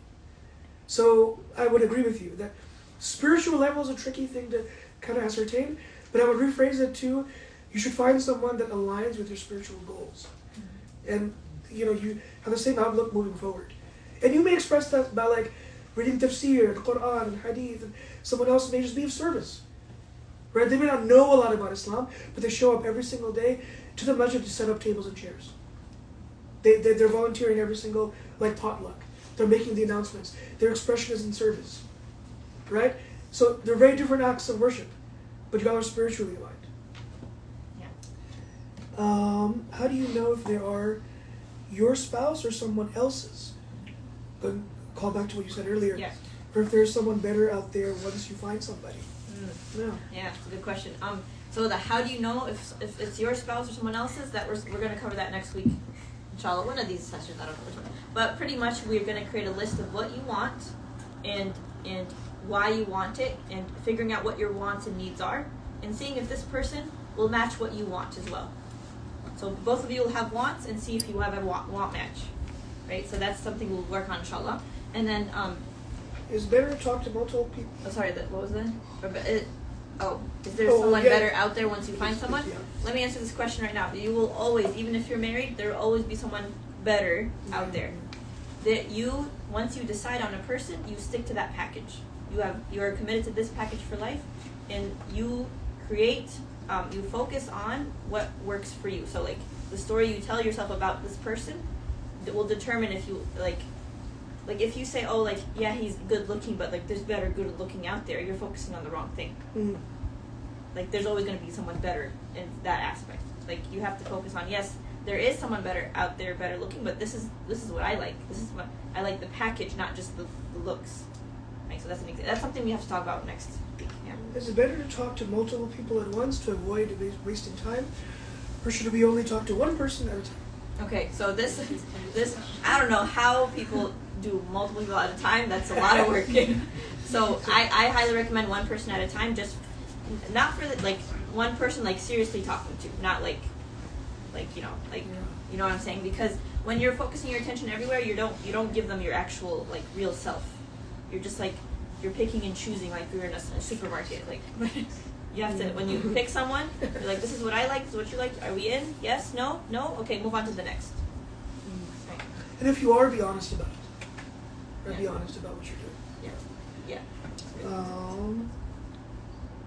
What if your spouse practices or identifies with another religion? I mean, yes, or I heard yes, or Qadi said men aren't allowed to marry that, right? Or what's the So yeah. let me answer it in two ways. Right? This is a very common question. Mm-hmm. There's the actual kind of like legal fiqh aspect of it. Then there's what I call, and anyone who came to my office hours knows this, the way I phrase this is like older brother advice. Like if y'all were my younger siblings, like how would I advise a younger brother or sister? And there's value in both, right? Like as an imam, I can offer this spiritual kind of legal component, but then also just being in the community for a while, you kind of pick up on patterns that it leads you to some conclusions about the community. So number one, the fiqh of it is the following. In general, Muslims ought to marry Muslims. Muslims ought to marry Muslims. The reason why this question, I'm sure, is coming up is there is a provision in the Quran where Muslim men were given permission to marry what are known as kitabiyat, that are women of the Jewish and Christian background. There's a lot of detail to that ruling, that ayah. And there's a wide spectrum of how this ayah has been applied in Islamic history. The most extreme version of it, is during the Khilafah of Umar ibn Khattab, radiallahu anhu. While he was the Khalifa, he actually put a moratorium, a stop on Muslim men marrying non-Muslim women. And he got a lot of backlash for it. Right? People said, like, this is in the Quran. How can you stop that? He goes, yeah, it was in the Quran, but I fundamentally believe that it was for a particular subset of people, for a particular time. And in his view, he said, y'all are abusing this ayah. Y'all are just going into non-Muslim lands, picking the prettiest girl you see and just marrying them. And then generations are getting ruined because you're not giving any thought as to how how this marriage will work, given those two different religions at play here. And your children are not understanding and valuing and knowing what Islam is. So he goes, look, I can't tell you it's haram, because my opinion cannot go above the Quran. But as a Khalifa, if you want me to sign off on a marriage like this, thanks but no thanks. Thanks but no thanks. Right? Then Sheikh Yasir Qadi, who's a contemporary scholar here in America, has given an extended sort of video answer on this topic, where he goes through at minimum 3 prerequisites as to what that lady should have in terms of being chaste, in terms of actually believing in monotheism, and many other kind of prerequisites for this marriage to be valid to begin with. My advice, though, beyond the fiqh, is that there's wisdom in that first principle we mentioned, and that is Muslims ought to marry Muslims. Because the point of marriage is to make a family, is to be spiritually aligned, like we keep saying over and over again, right? To worship Allah. That is the point of it. And while you could potentially do that with a spouse of another religion, it becomes a lot more difficult and a lot more challenging. And as we'll talk about in future sessions, marriage sometimes can require you to do compromise for the sake of your spouse, right? Like you go to Olive Garden because your spouse wants it. Maybe you want to go to Arpeggios, right? But you do that because your spouse wants to go there, right? I'm not saying this particular example for any particular reason. I'm not triggered by Olive Garden and endless pasta and stuff when I was promised wings and pizza. But nonetheless, right? There are plenty of things you're gonna compromise on when it comes to marriage. Both sides will. And the Prophet ﷺ says, فَظْفَرْ بِذَاتِ الدِّينِ, choose the one with religion, تَرِبَتْ يَدَاكَ, you'll be successful. And by him saying that, what was he saying? He said, make sure religion is not something you end up compromising on. So if someone is looking to get married to someone of a different religion, my advice would be to talk to someone older, talk to your local imam about it. It can work if you are spiritually aligned, but the path to get there is a lot more arduous. And you'll require a lot more help to do that. So don't do it alone. Allah knows best. So there's a lot of questions. I'm fine with going like more. But yeah, we're like over an hour, so y'all if you guys want to leave, that's fine. Y'all are free. This is still being recorded, by the way. So I'm here as long as I'm here. Yeah. Okay. Yeah. Okay. Um. How to identify? Oh, sorry. I'm so sorry. Sorry. No, please go ahead. How to identify red flags in a potential Yeah. spouse. Okay, so this is a whole talk on its own, but red flags, there are like the basic like red flags of understanding, like for example, narcissism, abusive like flags you see, like you can do all that research on the internet. But more importantly, what can be seen as a red flag is when you're talking to someone and you really feel uncomfortable. You feel like something is off. And that is a red flag. Like, and you have to learn how to trust that. Like, okay, why am I feeling uncomfortable? First we ask, okay, is it something from me? Am I avoiding something in my mind that maybe I need to work on? And maybe it is something that, like, yeah, if you're constantly being gaslit and all these other things, maybe that is a red flag. And that you can tell from how you're feeling sometimes. And with time, you'll start learning how to trust your gut and keep, like, doing that with time. But, like I said, red flags is it's a big topic, but just trust yourself. Okay. Go ahead. How do you intend to set your own trajectory of growth to attract someone hood? Dang, bro. It's a gangster question. Attract someone hood. I think you mean good, but either way, attracting someone hood or good, Yeah. but in a way that is done for the sake of Allah and not solely for the sake of getting married. Like once you're married, the mindset of growth does not stop. Mindset of growth, does not stop, etc. Something like that. Sorry for the bad wording. Hope that made sense. It didn't to me. Yeah. Okay, let me see. How do you set your intention on trajectory of growth to attract someone good, but in a way that is done for the sake of Allah and not solely for the sake of getting married? I see. So maybe your question is, questioner is like, you want to like set the intention for, okay, I want to get closer to Allah, and what, like, is your question like making sure you're just not doing it just to get married? I think. Right? So how do you, right? Yeah. So the intention is, what is the intention? Is I want to do whatever it takes to get closer to Allah. So when I get married, the intention for me personally, the intention was, I know when I get married, it's going to bring out a lot of things in me that I get to work on that will bring me closer to Allah. And so it wasn't necessarily I just want a companion. No, it was more of like, I know this will bring me closer to Allah. And that is a strong motivator for me. So it helps to set your motivation of like, the intention is, whatever comes up in this marriage, that is for the sake of Allah. Okay. And just in case you did mean hood, all right, like carrying a Glock. So I got a bunch of like messages saying they were following online on Instagram, but there's no way of us. We don't know the code or whatever. So instead, they texted me the question. So what if you met someone who embodies everything you asked God for? However, you fear that your lack of spirituality and emotions might hold them back or bring them down. So not religious enough for the person, or not emotionally stable for them. Yeah, that's a great question. Yeah. So in communication is so important when it comes to this. Like literally saying the words, listen, I really like you, and I have this big fear that what if I impact you emotionally and or spiritually because of how I am right now. And it's up to the other person's job to accept you where you're at right now. Not to marry the potential, but where you're at right now.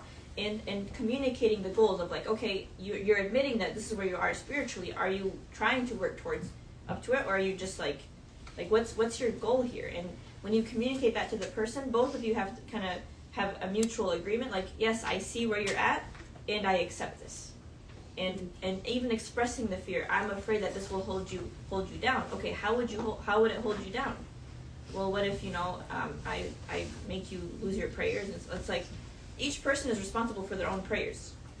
You can't put that responsibility on the other person. So, all of that comes with communication. You have to communicate 100%. No holding back. And that will help make with decision. And there's a lot of examples of like maybe the man is a lot more religious than the woman, or the other vice versa, and it works out fine as long as you're kind of working towards growing. And we often talk about both ends of the spectrum, right? That on the one hand, you're not obligated to reveal previous indiscretions or sins, because talking about sin is in itself sinful. The only exceptions are Like if your previous actions will impact any future relationship. So like if you're previously married and you've got a bunch of kids, that's something you should reveal to someone you're talking to for your marriage. Perhaps. Right, perhaps, Yeah. maybe. It's something you may want to come up in conversation. But the opposite is also true. Like just like we don't judge people based on their previous sins, if they've evolved and grown from there, we also don't marry people based on potentials. Like I could change him. I know he's a bad boy, but like he's good for me. Like no, that's not. We don't do that. We marry people for who they are. And the phrase I often use in office hours is, like, imagine if that person never changed, and he was this way until the moment that y'all died. Would you be okay with this? Right? So don't get married based on potentials. Get married based on who they are. This is a good one, I think for you, and I think a lot of sisters may struggle with this as well.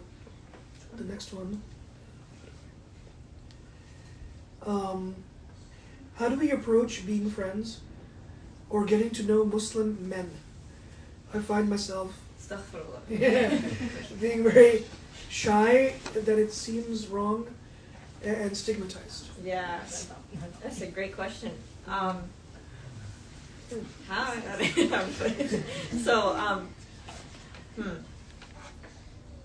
So yeah, how do you make Muslim guy friends? Yeah. Yeah, so the question, like, I believe there are no such things as being guy friends and girlfriends. Like Yeah. you know, Islamically, it's going to go down a route of just not a good situation. But if you're trying to get to know someone, I do think it helps to set the intention of, like, hey, in the beginning, like, I think you're pretty cool. Like, would you like to go out on a lunch just to see where this goes? Right? If I'm talking about if you're ready for marriage. I'm not talking about casually. I'm talking about, or even sometimes it helps if you know the friend or someone who is, like, connected to them in some way. Hey, like, what are your thoughts? I'm kind of interested in your friend. What's is she open? Is she available? How would she like to be approached? Same thing with the guy. Like even if Imam Anwar knows them, you can talk and ask them, or even ask the guy next to him or something, right? It can feel awkward, but if you're comfortable and you don't see it as something as wrong, it's not wrong. Because when it gets wrong, then it starts feeling awkward. You're not doing anything wrong. Yeah. This is you have good intentions. You're like, hey, it's like Assalamu alaikum. You start talking to them, like, and you have pure intentions. I can see why people feel so awkward and like really feel like they're doing something wrong, because we're trained growing up that way that talking to the other gender is just wrong. But that's not how it works. And as long as we're setting the appropriate Islamic boundaries and everything, and that's pretty much, like, you can do that. You can go up and talk to them. It's allowed as well, right? You can say Assalamu alaikum, how are you, and have some small talk, and then invite them somewhere, and you know. I think this next one's right up your alley. My fear is that the peace I have in my life right now will be in jeopardy if I choose the wrong spouse. That I only realize after marrying them. How do I navigate this? Yeah, this was actually my fear, exactly my fear before I got married, because I was, like, pretty happy with my life. I talk about building up this life that you want. I did build up the life, and I was pretty happy. And now I'm like, oh, what if someone else ruins it for me? And so I had to work on, like, what does that actually mean? If I do get married, how would it go? What is the worst case scenario? Right? The worst case scenario is we get a divorce, and so how do I do my part to make sure it's all, like, in a peaceful, like, graceful way? So what I decided ahead of time is I'm going to try it out with this person. I'm going to get married. I'm going to do whatever it takes to make this marriage work and make it happy, because I know happiness comes from the way I think. So if I can control that, I'm good. Nothing in this world can make you happy except the way you think. The way you think about things is what makes you happy. It's not the people. It's not what you're doing. It's what you're choosing to think and feel is what makes you happy. So when I have that superpower of knowing that, no matter what circumstance I'm in, I can be happy. Right? And so knowing that, I'm going into this marriage. Let's see how this goes, and I'm committed to just be happy and work on it no matter what comes up. Yeah, that's it entirely. I think all of us would go a really long way in sort of reframing this in our mind, because we're taught by sort of postmodern Western culture to believe that, you know, if we do start this endeavor of getting married, and let's say this does happen, right? This worst case scenario, that this relationship like drains your spiritual energy, you become a terrible version of yourself, you end up getting divorced. People will see that as a failure, but that's not a failure. And what tells me that is the extent to which Allah talks about divorce in the Quran, right? If this was something that was a failure, there wouldn't be like Islamic rules attached to it. Like Allah would not tell us, وَلَا تَنْسَوْا الْفَضْلَ بَيْنَكُمْ, that even when you're separating, don't forget the good you've done with each other as well. And the amount of divorces that occurred in the lifetime of the Prophet ﷺ. This was seen as a societal reality. Some people get along and they're with each other for the rest of their life, and others are not. It was what it was. It was what it was, and these were the best people. These are the people that were promised Jannah, and they went through this, and no one would dare call them, quote, failures. Failures. It's a part of your life that you grew from, you learned from. And just to add on to that, there are people who when they're working on themselves, they separate gracefully. They don't. It's not chaotic. It's not this mess of like, traumatic whatever. When you're both mature adults and you agree, okay, let's just try this out, and if it doesn't work, alhamdulillah, Allah has other things destined for us. And I've talked to some women of that, and they get remarried and everything works out. I literally had a brother at my office hours like 2 days ago who said these words to me. He was like, I'm actually looking to marry a divorcee. And I was like, really? That's uncommon. He said 2 reasons. Number one, it's closer to the Sunnah. The Prophet married Khadija radiallahu anha, who was a divorcee, who had children from previous marriage. But number 2, he said, I've been around long enough to realize divorcees know what they did right and know what they did wrong. Yes. And I'm not trying to, I'm trying to marry someone who knows what they want in a real way. And I was like, more power to you, brother. Like, I gave him a list of people I knew. They're looking as well from that background, and inshallah, things are looking pretty good for this guy. Like 2 days. This is the power of talking to your imam. He's already seriously talking to somebody. I don't want to derail this conversation, but there is a black Accord, I knew it. a black Honda Accord blocking the driveway. So if you're parked in the driveway and you're one of the 25 people in here that drives Honda Accord, because this is one of two. This is one of two, acceptable cars in the Muslim community. Please do. Okay, It's like something's off. The car announcement hasn't come up yet. Yeah. All right. Scroll down. Oh, okay. Yeah. Okay. I hear. Yeah. So that was the last question. Okay. This is a really interesting one because for some reason I think y'all pressed enter, so it's separated. And so for the longest time I was reading just the first part, and I was like, this question is, quote, you guys talked about getting past the awkward phase and being open and talking to people and being open to recommendations from people, period. And I was like, great question. But it does continue. Yeah. It does continue. So I feel I am at that point. But once I see someone recommends, I say no because of no initial attraction. Ooh. Is that wrong? Ooh. Let me think here. Physical attraction is very important, and at the same time, I know a lot of examples where the woman was not attracted to him at first, but she's now obsessed with him because of the emotional and the spiritual and everything connection that they have. You start falling in love with who they are. So I am not saying marry someone who is absolutely no way. I'm just saying do you see something in it? Do you see how maybe if they, comb their hair a little bit, they dress a little nicer, do you think there's some potential? And for men, right, keep in mind when a woman's wearing hijab, you're seeing like 1/4 of her beauty. Right? When you're at home, you see everything. So just keep that in mind. And when I see so this things to keep in mind when you're just talking about physical attraction is there's a lot to it, and for a woman, right, as long as you're not absolutely disgusted, and honestly, I when I saw my husband, I was like, oh, his hair is I can't, right? But I was like, all right, maybe if I give him a haircut, I can see it, and so yeah, it works out. Now we're obsessed. So yeah. Yeah. So, yeah. No, same here. I clearly married up. Yeah. So, like, it was a clear yes for me from like the moment I saw my wife, and it took her a lot longer for the attraction to build. But I think that's very common. It's very common. Men are attracted a lot quicker, and women get attracted a lot deeper.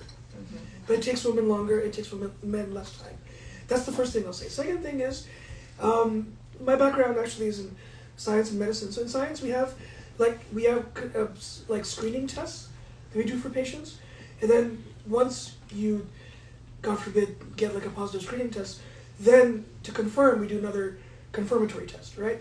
That's to make sure we don't waste like laboratory kind of equipment and just have a system how we do things. The famous hadith of the Prophet, we'll talk more about this when we discuss what to look for, but just to kind of preview this. There's a famous narration where the Prophet said, a woman is married for 4 reasons. And he was talking to a group of men, but this applies to women as well who are looking for guys, both ways. He said, you look at that physical beauty, you look at wealth, you look at family, and you look at deen, at religion. These 4 things he mentioned. Right? When I look at this hadith, and we'll do a deeper dive into this next part, next Saturday, but the way I look at it is a screening test. That you don't want to confirm and go deeper unless there's some level of compatibility in these 4. So you don't have to be on the same exact page when it comes to finances, for example. But could you make it work? Right? Like, if the guy lives in a box, like, under the bridge, in abject poverty, okay, maybe you can't work with that.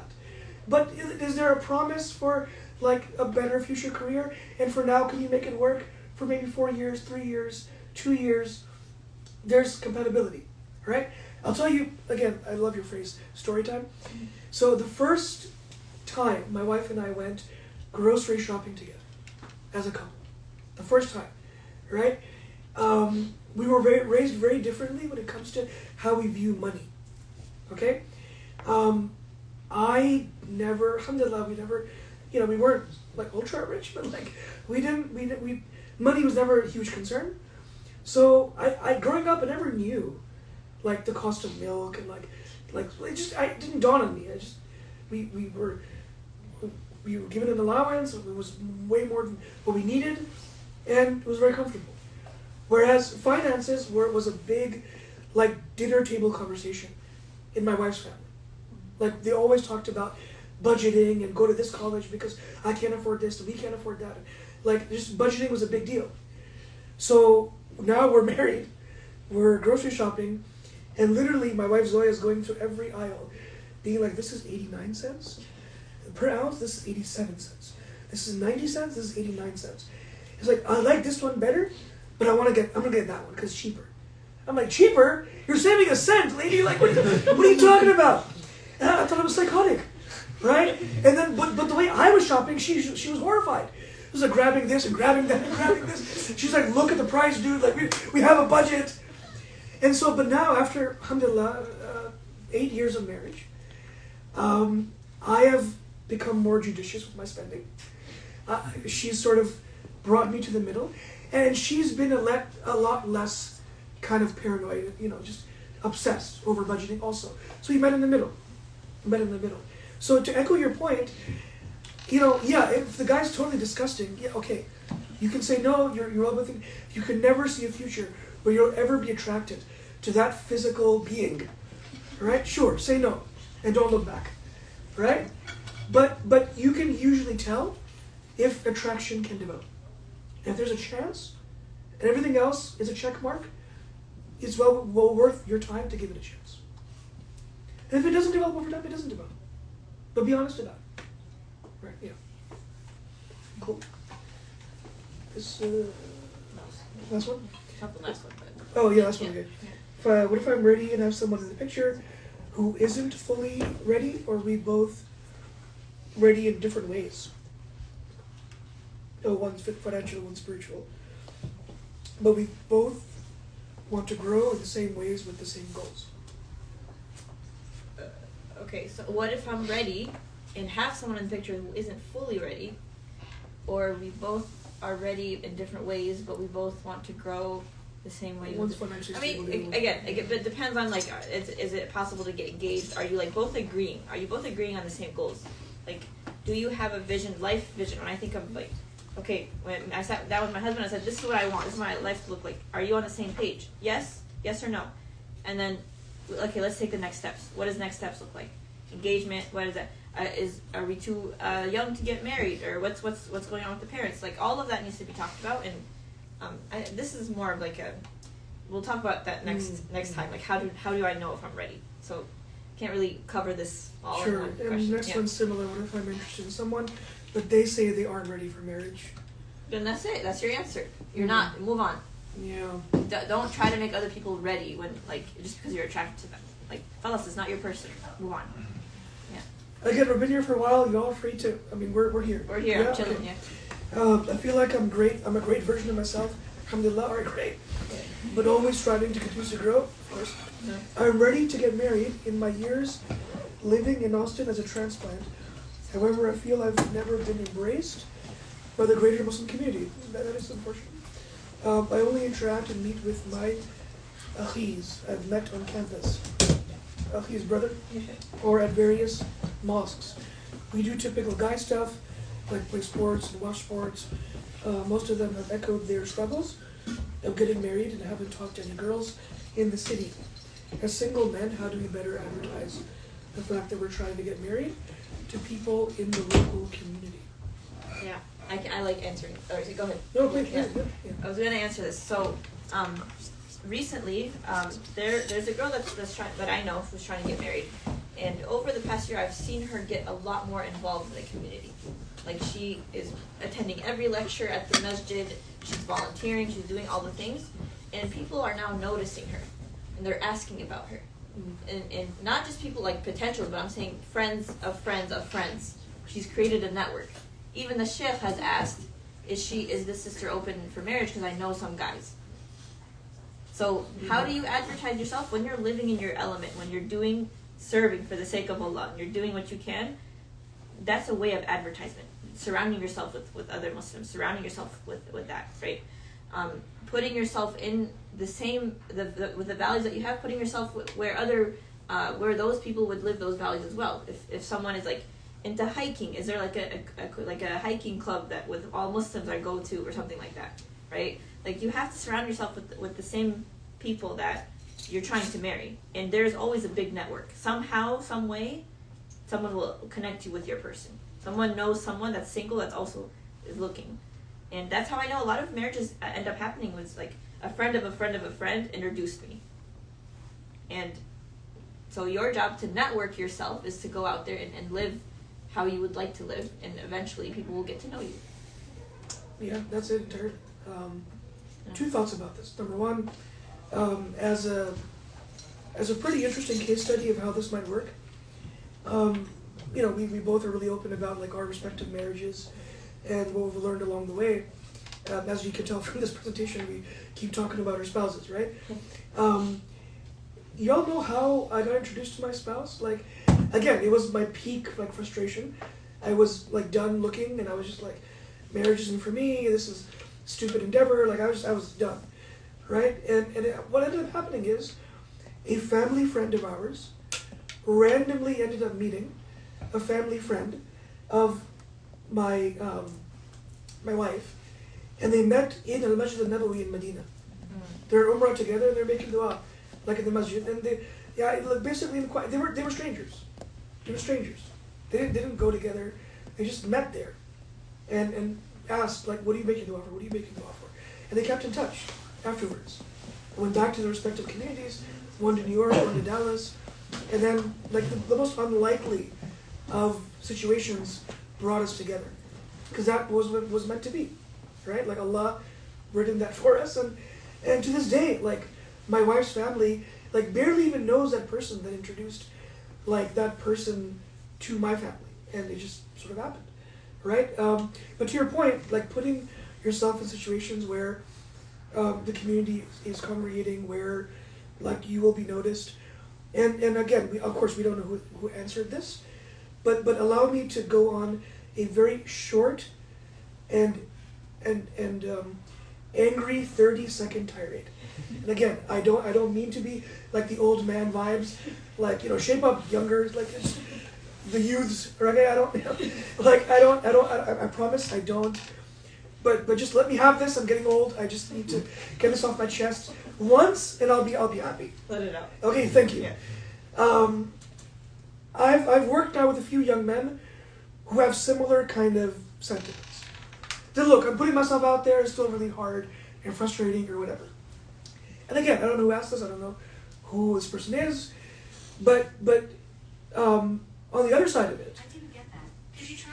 Oh, yeah. On the other side of it, there are a good number of local imams here in Austin, and like older married young men, young women, who we often talk about this, like in our kind of private dinners and meetings and things like this. And one of the points of frustration that we are seeing, especially in young people, is, so part of it is what you said, is just showing up to these sorts of things, right? Keep on showing up, keep on volunteering. Eventually people in the right places will kind of notice your presence.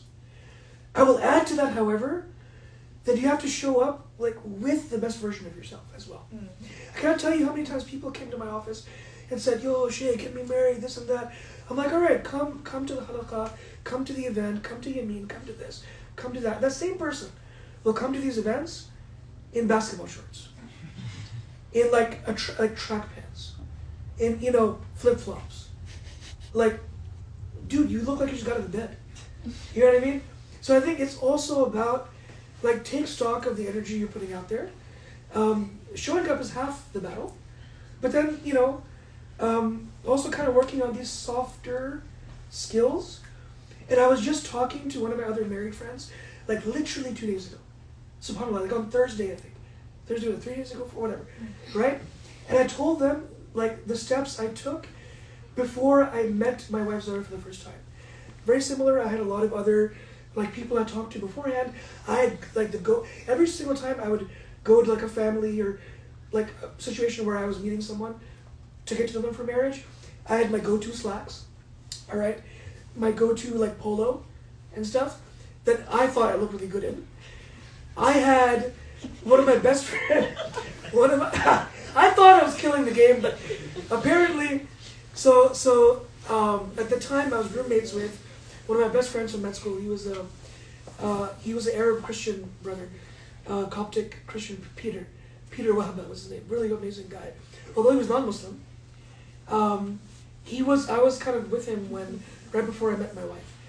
And I showed him, I'm gonna wear this polo. He looked at me. He was like, I wish I could slap you. He was like, because a polo is black. What are you going to go to a funeral? Like it's ill-fitting. Your slacks look like they're 20 years old. And literally, him and I both went to the mall that day. I went to Express. I got a brand new button-down shirt. I got brand new pants. I got brand new shoes. I got brand new socks. And I went and got a haircut.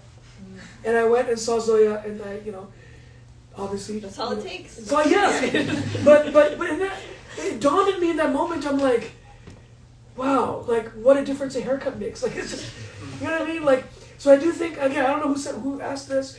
Maybe you are already put together or whatever. But it just I'm seeing an increase of this trend as well.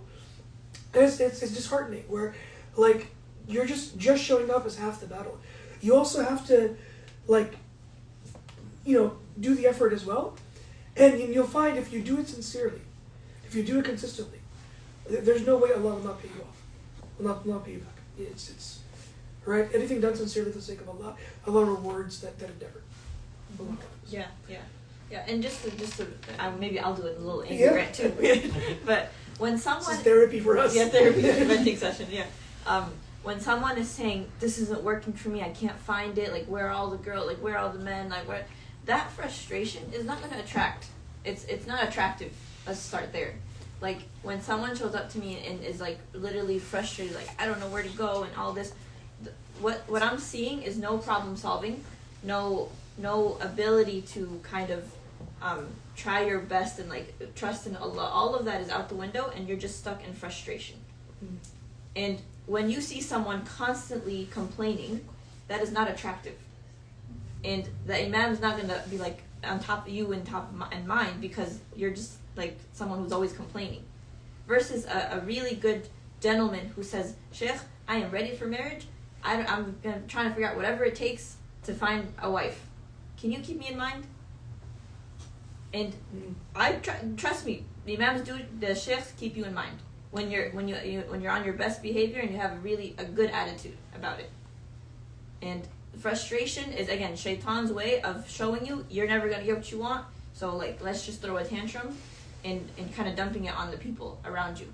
When Allah is working in miraculous ways of how to connect. Allah's doing. So just because you don't see it in that moment doesn't mean it's not happening. But what Allah is watching is how your character is, how you are showing up in front of people, how you are asking, how you are acting when you are feeling frustrated and going about it in that way. So yeah, we have 6 questions left. You're good at talking. Yeah. What are your thoughts of Muslim marriage apps? Muslim marriage apps are just a platform. It's not positive, it's not negative. I want you to see it as a neutral space where there are other humans to meet. So when people think of it as a negative thing, they have a lot of thoughts about, well, there's so many trashy people on that app and we're not looking for people, we're looking for one person. We're only looking for one person. So maybe there is a needle in the haystack in that app that might be your person. And I remember when I was on the apps, I would meet a lot of really good, like, nice guys. There was a lot of good people. It's just, we didn't fit in some way or the other. But people who don't, they see it as a terrible thing. They don't get a chance to meet the people. It's just other people on there. It's not really a positive or negative thing. Yeah, this is a good one for you. I don't do hijab yet, but I'm striving for it. What if a potential spouse prefers someone with hijab? I don't want to feel the pressure of that for marriage. Since I want to do it for the sake of Allah, how can one navigate that? Yeah, so you communicate that. When you meet someone and they want someone who wants a hijab, or you meet someone and you say, I'm striving to work on my hijab and I want to do it, making sure it's not for the sake of marriage, but because I want to do it. And you're just constantly communicating it. And, that's the main key here, is communication about, like, this is where I'm at. So that the man doesn't expect, oh, like, when you marry me, you should wear the hijab. It's like, no, I want to wear it when I want to wear it, kind of thing. Islam encourages us to help others get married. What concrete steps can all of us do to help each other get married? Well, that's this whole series, so stay tuned for next session. Very good. Yeah. Next one, I'll answer the first one, and you can take the latter part of the question. Is wanting a prenup wrong to protect assets earned prior to marriage? There's a spectrum of opinions about prenups. Some people who are more traditionally minded feel that it philosophically negates the spirit of marriage, which is it should be for a lifetime. However, we have a number of contemporary scholars who have illustrated that a prenup would not invalidate both the legality and the spirit of marriage, especially if that is a consideration, a concern. Work with a scholar on this. There are ways to phrase a prenup that allows it to be Islamically compatible and still protects your assets in the court, in Western courts. Because here it's really difficult. Your state, and within moments, half of it is gone. Right? Our religion has a very different view on this, and to kind of protect it from both sides, Islamically and legally, a prenup is okay depending on how you do it. And there are Muslim lawyers that will help you with this. The latter part of the question is... You answered it. What a graceful way to go about the conversation. Okay. Yeah. Yeah, I mean, there's just communication. Okay. Yeah, so next question. Seeing the amount of divorces and unhealthy marriages around us, how can we have faith that we will be able to find and maintain a good marriage? Yes. My advice on this one is, be the exception. You see all these, if you're only surrounded by all these negative marriages, don't think that that's going to happen to you. You can be the exception and take yourself out of this evidence of what you're seeing. Just because you're surrounded by it doesn't mean you have to be in it. So what does it mean to be the exception? You're going to dedicate yourself. I'm going to do whatever it takes to work on my mindset so that I can be in a healthy marriage. And I'll read all the books, and I'll do whatever it takes. I'll talk to all the healthy the coaches and imams and shuyukh that what does it mean to be in a healthy marriage, and I'll actually apply it. So you have to decide you are going to be the exception, and you're not going to allow that in your life. Let me preface this answer by saying that I am still struggling with this. I'm by no means have figured it out completely. But one of the most inspirational things I saw as a student from my teachers, especially one of my mentors, is like known to be like a loving, doting husband and like a really good dad. So before like moving to Austin, I consulted him on this. Before like family planning, I consulted him on this. The moment my son was born, I talked to him about this because he's just one of like a role model for a lot of people when it comes to healthy marriages. And there's a really interesting Austin tie-in with this as well. So every year, like the program I studied in, all the teachers, because it was in Dallas, so they take a trip to Austin every year. And in fact, Nueces is one of the stops. The first time I came here as a student, I was so confused, like, why are we praying Dhuhr? Like, my teachers insisted to come here and pray Dhuhr here. And I was like, why is this mosque so special? Right? And it was a yellow, random place, right? And one of my teachers explained to me that no, like, y'all don't realize, where we came in the summer, there are no students around. This place is a beacon of Iman for young people, and there's a really senior Imam here that I want y'all to meet. There's Mufti Omar, who served here before. He passed away. It just so happened the weekend we came, he was out of town. He was out of the country. So we never got to meet him in that trip. But one thing happened in that trip. One of my teachers, his wife was going to come to Austin as well, but she came like the next day. Because like there's kids at stuff or whatever, right? Some karate on the weekends or something. So she drove down to Austin to join the rest of the family. So we were, I think they shut this down. There used to be this graffiti park in Austin. You know, yeah, really cool. You bring like your spray paint. And so we would go there and like we would like take over the whole graffiti park. We would do calligraphy and put ayahs of Quran on the walls and stuff like that. You know, so we were doing that, and so my teacher's wife came from behind him. She parked and then kind of came, and he turned around and saw her, and the way he greeted her, I've never met a man so like jubilantly and like happily greet, forget a spouse, like anyone. He turned around, he was like, oh, subhanAllah, you made it, assalamu alaikum, how are the kids, did you find parking, like, and he just embraced her, like, and the whole place was packed, and he was so happy to see her. It reminded me of when the Sahaba were in battle, and they in the middle of all of it, the Prophet was asked, who do you love the most? And he was like, Aisha. In the most like manly, like, you know, situation, they're like preparing for battle, but he's remembering his wife, right? And subhanAllah, to this day, whenever I meet my wife, wherever it is, I'll try to recreate that moment to like make her happy, right? Like to make her feel like I'm so excited to see her. There was a point that I was leading up to. You were saying you don't have it completely figured out, but oh yeah. Yes, to the point about being exceptional. See, this is why we're yeah, exactly. Yeah, thank you. So this is not to say that I'm not trying to be the hero of my own story. Like I still have not figured it out. But my point though is this: that when you look at that teacher, the way he's like embracing his wife and like just like so happy to see her, that whole thing is an exception to the rule.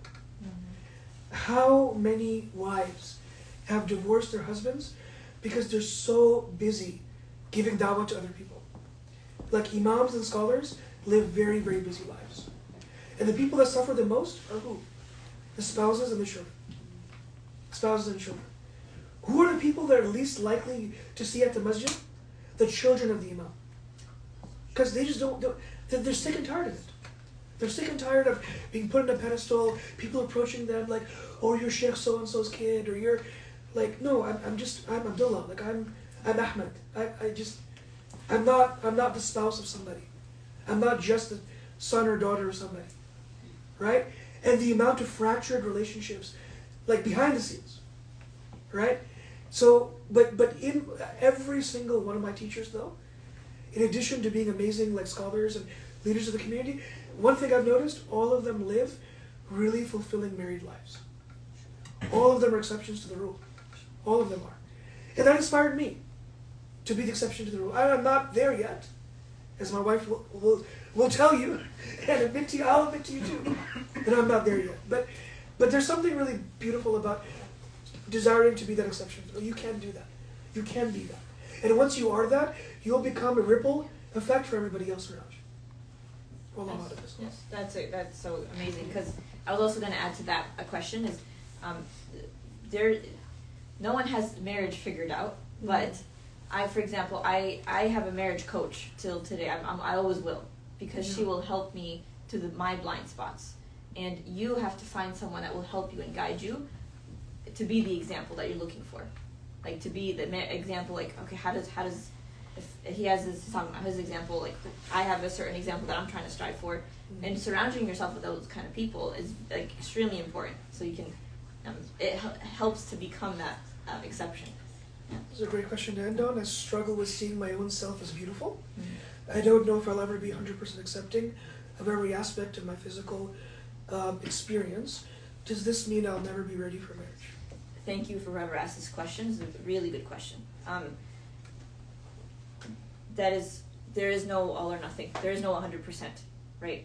We're not asked if you don't have to love yourself, but you do have to like and not be disgusted with yourself.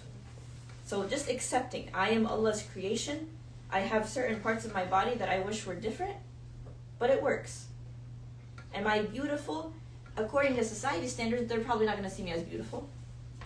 And I'm okay with that. But does Allah see me as beautiful? How do we know Allah sees you as beautiful? If you are Allah's creation, you are beautiful from Allah's perspective. Okay? Now, will you 100% believe it all the time? No. We live in a billion, trillion dollar industry that is surrounding us with messages of how we're not good enough and how we're not pretty enough and all these. It's really hard to overcome that mindset. But what we can do, I'm talking more to the woman when it comes to beauty, is this is what I have, and Allah has given this to me for a reason. Is it good enough? I think it is, because Allah has given it to me. And I'm having thoughts because of what society taught me about what beauty is as a woman. And the goal here is to strive for not being disgusted with yourself, because that's what I've seen, subhanAllah, so many women have expressed this to me, that they feel like they're not good enough for marriage because they don't feel like they're pretty enough. And it's not true. Like, and you have so many examples of women who don't meet society standards of beauty, but they're living happy marriages, and their husband sees them as attractive, because attraction isn't here.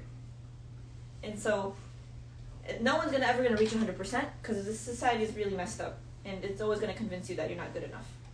And so your job is to do the best that you can. Okay, being more neutral with your body. It doesn't have to be beautiful. Like, okay, there's parts of me that I really don't love, or I don't like, but alhamdulillah, I have arms that work. I have legs that make me help me walk. I have a nose that helps me smell. I have things like that, just more neutrally and more grateful. And gradually, with time, that's how you work on your body image. And that's another whole course that I think I'm gonna touch on, inshallah, in the future, about body image, and because I think a lot of people struggle with that, both men and women, but mostly women. So, inshallah, may Allah allow us to strive to change our mindset in a way that is completely aligned with Rasulullah ﷺ, and to bring out the best version of ourselves with every breath we take and every step we take along this journey. So that was pretty long. But I think, because I think usually it does Q&A.